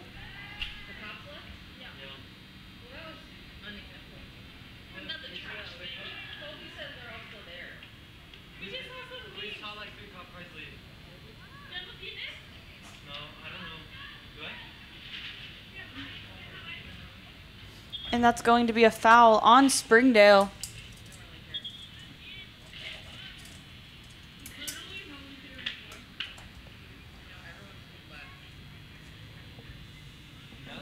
And we're going to have a substitution for the Bentonville side as they get ready to take this free kick.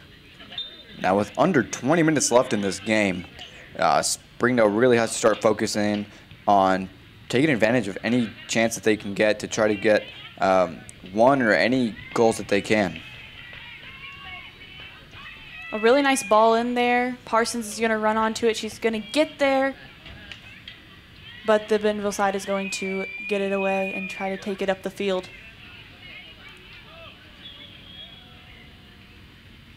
And there's going to be a foul called on Parsons. So this is going to be yet another Bentonville free kick. But it looks like Parsons took most of the damage. Yeah, she's definitely hurt. I mean, she's on the ground as we speak. And we're definitely going to have to see a trainer come onto the field.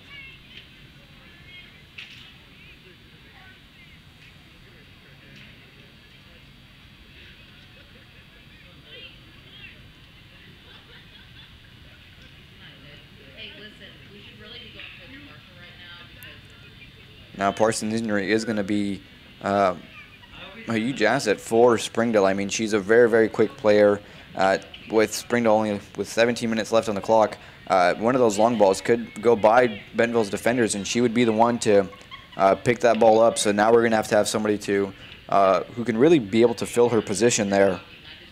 And it looks like she is going to get up and be able to walk without assistance, but yet she is going to have to come off the field and be substituted back on because of the fact that the trainers came on the field.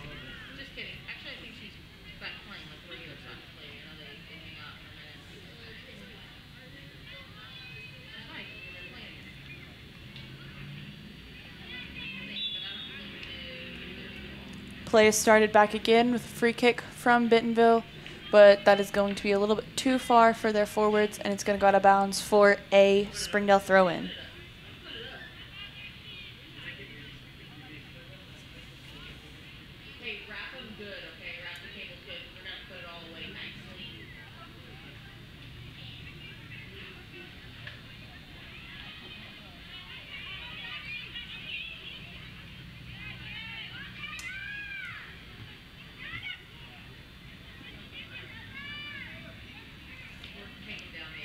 What I'm really liking seeing is that the Lady Bulldogs are still in this. They're still fighting for every single ball that they get the chance to.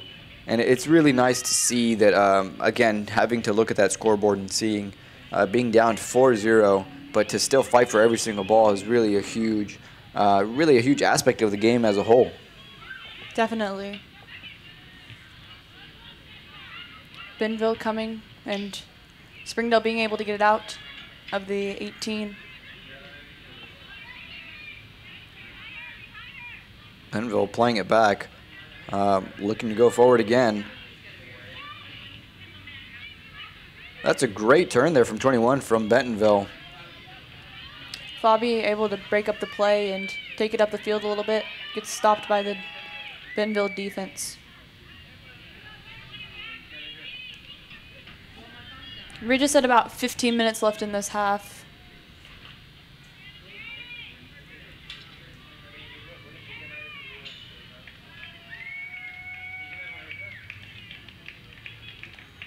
And we're going to see a couple of subs coming on for Springdale and Bentonville. I believe that's Karen Natuna and Erin Christie both going off for this Springdale side to make way for Jackie and Jessica.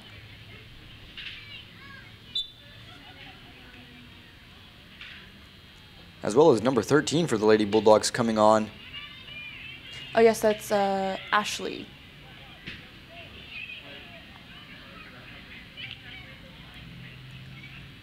So Springdale's definitely putting in some fresh legs so they can see possibly what they can do on trying to get a goal with a little under 15 minutes left. If Springdale can really start to outpace the Lady Tigers, then maybe we can see something happen as a result of that. Definitely, and also if we look at the people that they just subbed in, they subbed in all defensive players.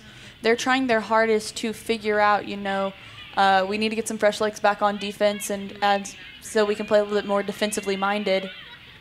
So it's very nice to see that they're trying out some different things and putting in some fresh legs.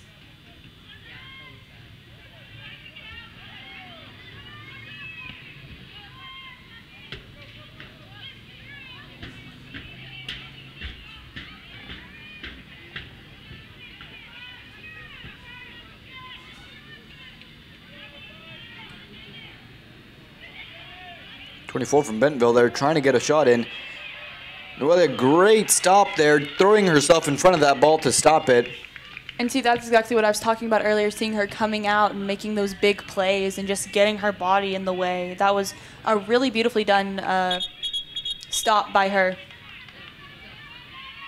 We see a little bit of a intensity there from Bentonville and Springdale. There seems to be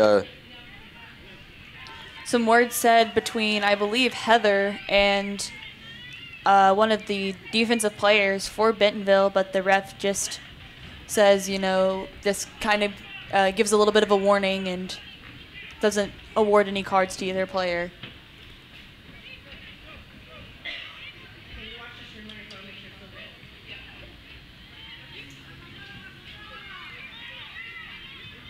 Good ball by Yesenia, but just nobody there to get it because we don't have Parsons in to run down that ball.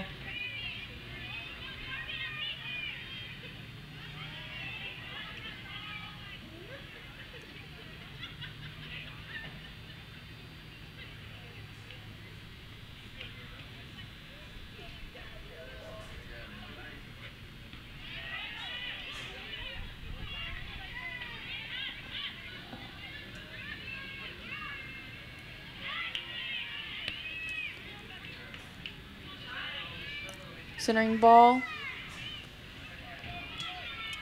Jessica Escobar able to pick that up. The goalkeeper able to pick that up from Jessica Alvarado.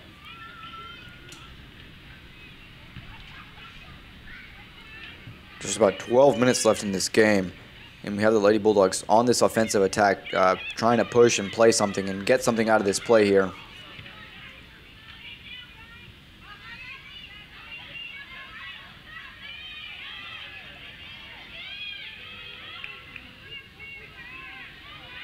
Long shot there from Bentonville.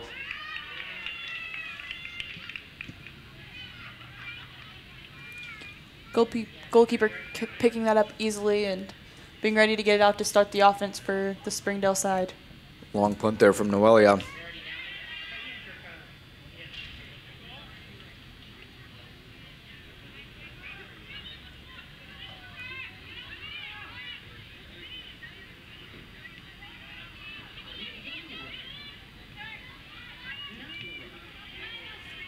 Bentonville not letting number 13 from Springdale turn comfortably.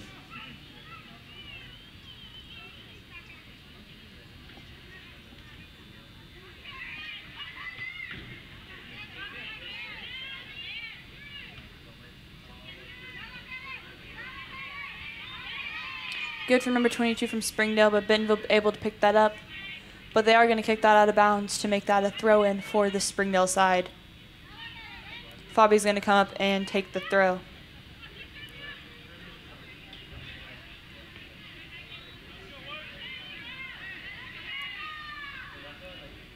One thing that I really like about the Springdale side is the fact that they're still keeping their intensity up very high. I mean, we're down 4-0. We've got just about 10 minutes left in this game, but they're still trying their hardest and keeping the intensity up.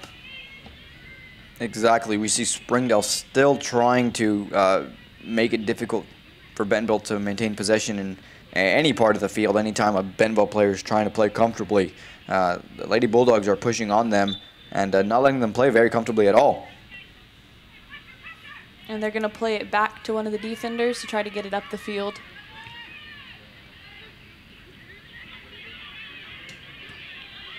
A good play there by Bentonville, a little give and go.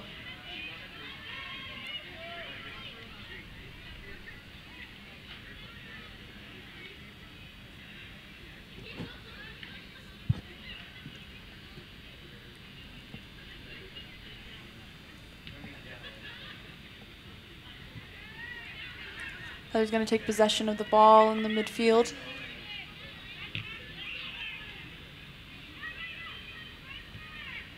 Bentonville playing very nicely in the back, comfortably looking at their options. It's going to be a long cross there.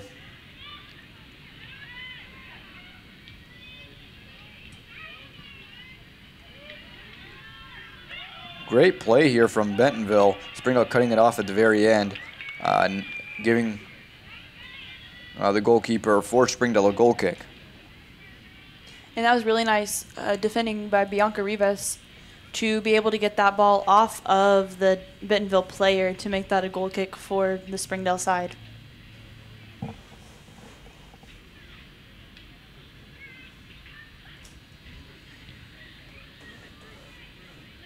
Springdale's going to take possession, but Bentonville's going to get it back. One thing about this half is we've seen Bentonville in their attacking half most of the game.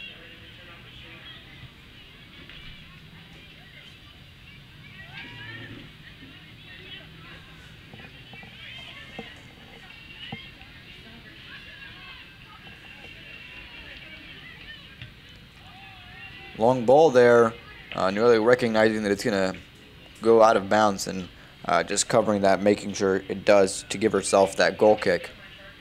And if she would have gone for that ball, she could have possibly touched it and gone out of bounds, which would have given Bentonville a corner kick, which is a really good opportunity for them. So it was smart of her to realize that this ball is going out of bounds, so I'm just going to stand back, not touch it, and let it go out for a goal kick. It really is so important in these last few minutes to not let the other team really get any more goals than they've already gotten. I mean, there really is no need for it anymore. I mean, you can, at these few minutes, you just really need to start being a lot more defensive. We just have about 7 minutes left in this half.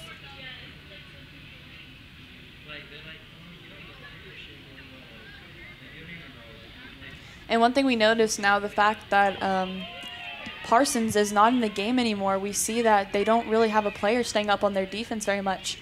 Heather is kind of creeping up there like she almost is going to, but just doesn't do it as tight as Parsons does.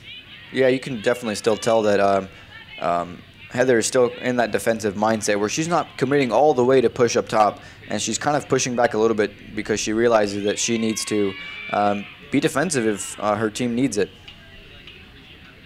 And we're going to see a foul on Bentonville.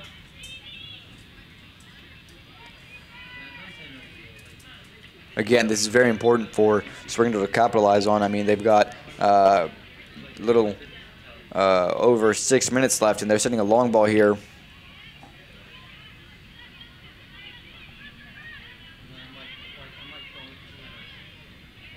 Bentonville's going to be playing down that far side, but Springdale's going to be able to pick it up and kick it out of bounds.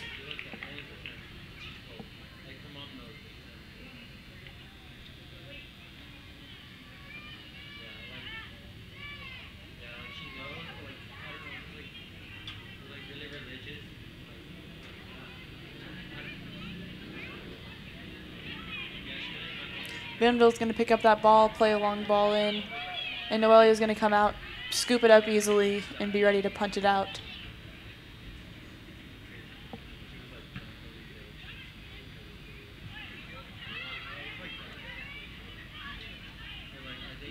Long ball from Yesenia there. And they're going to call that a foul on number 22 for Springdale, which is going to make it another Bentonville free kick.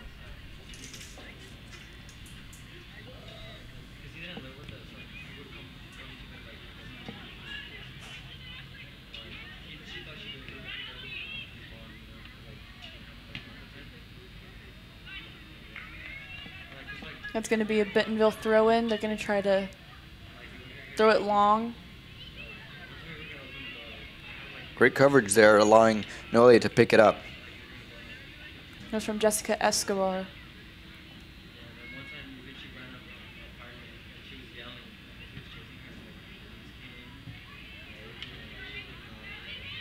Bobby's going to clear the ball up, but Bentonville's going to grab it.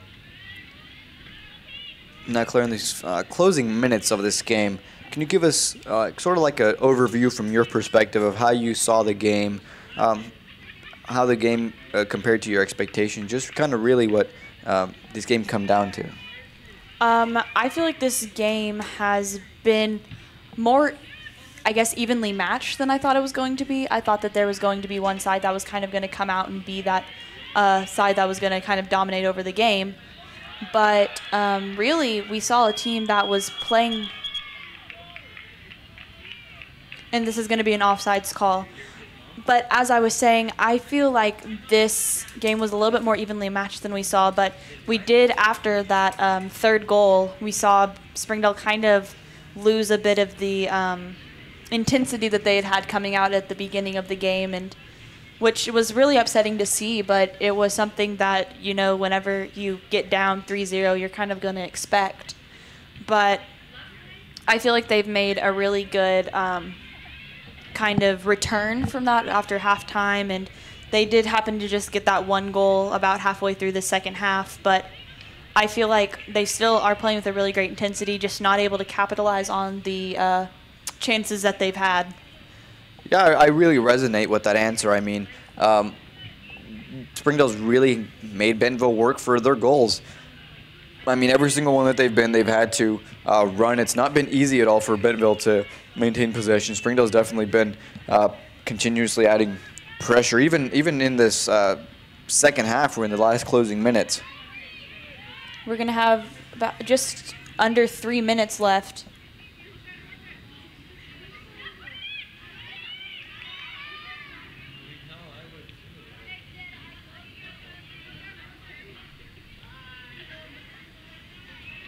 Good header there.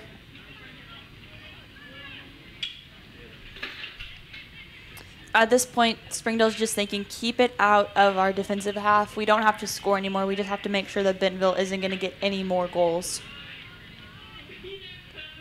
And you can definitely see that in the way they're playing. I mean, they're just playing everything out. They're not really trying to focus too much on making plays, but just not letting Bentonville maintain that possession. Good stop there by Jackie.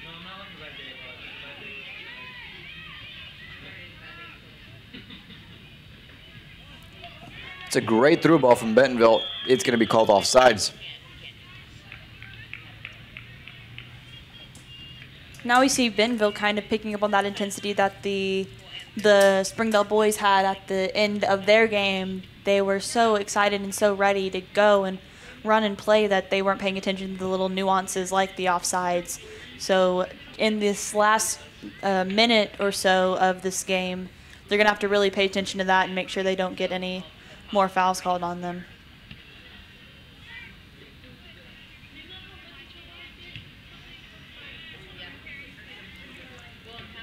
Number 10 making a centering pass.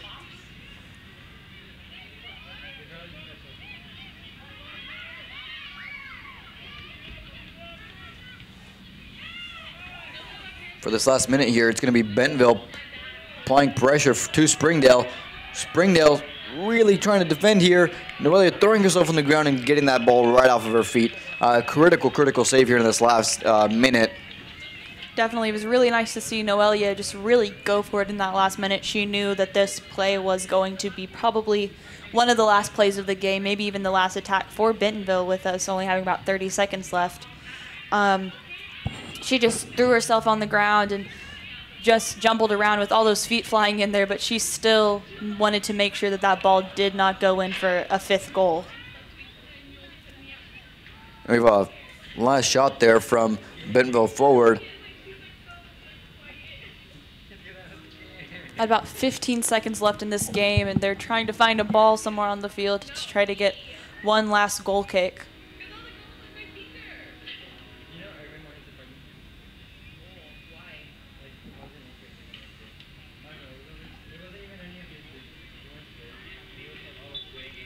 And that'll be the end of the game. Ladies and gentlemen, thank you so much for tuning in tonight. That concludes the game. Bentonville Tigers winning 4-0 against Springdale Lady Bulldogs.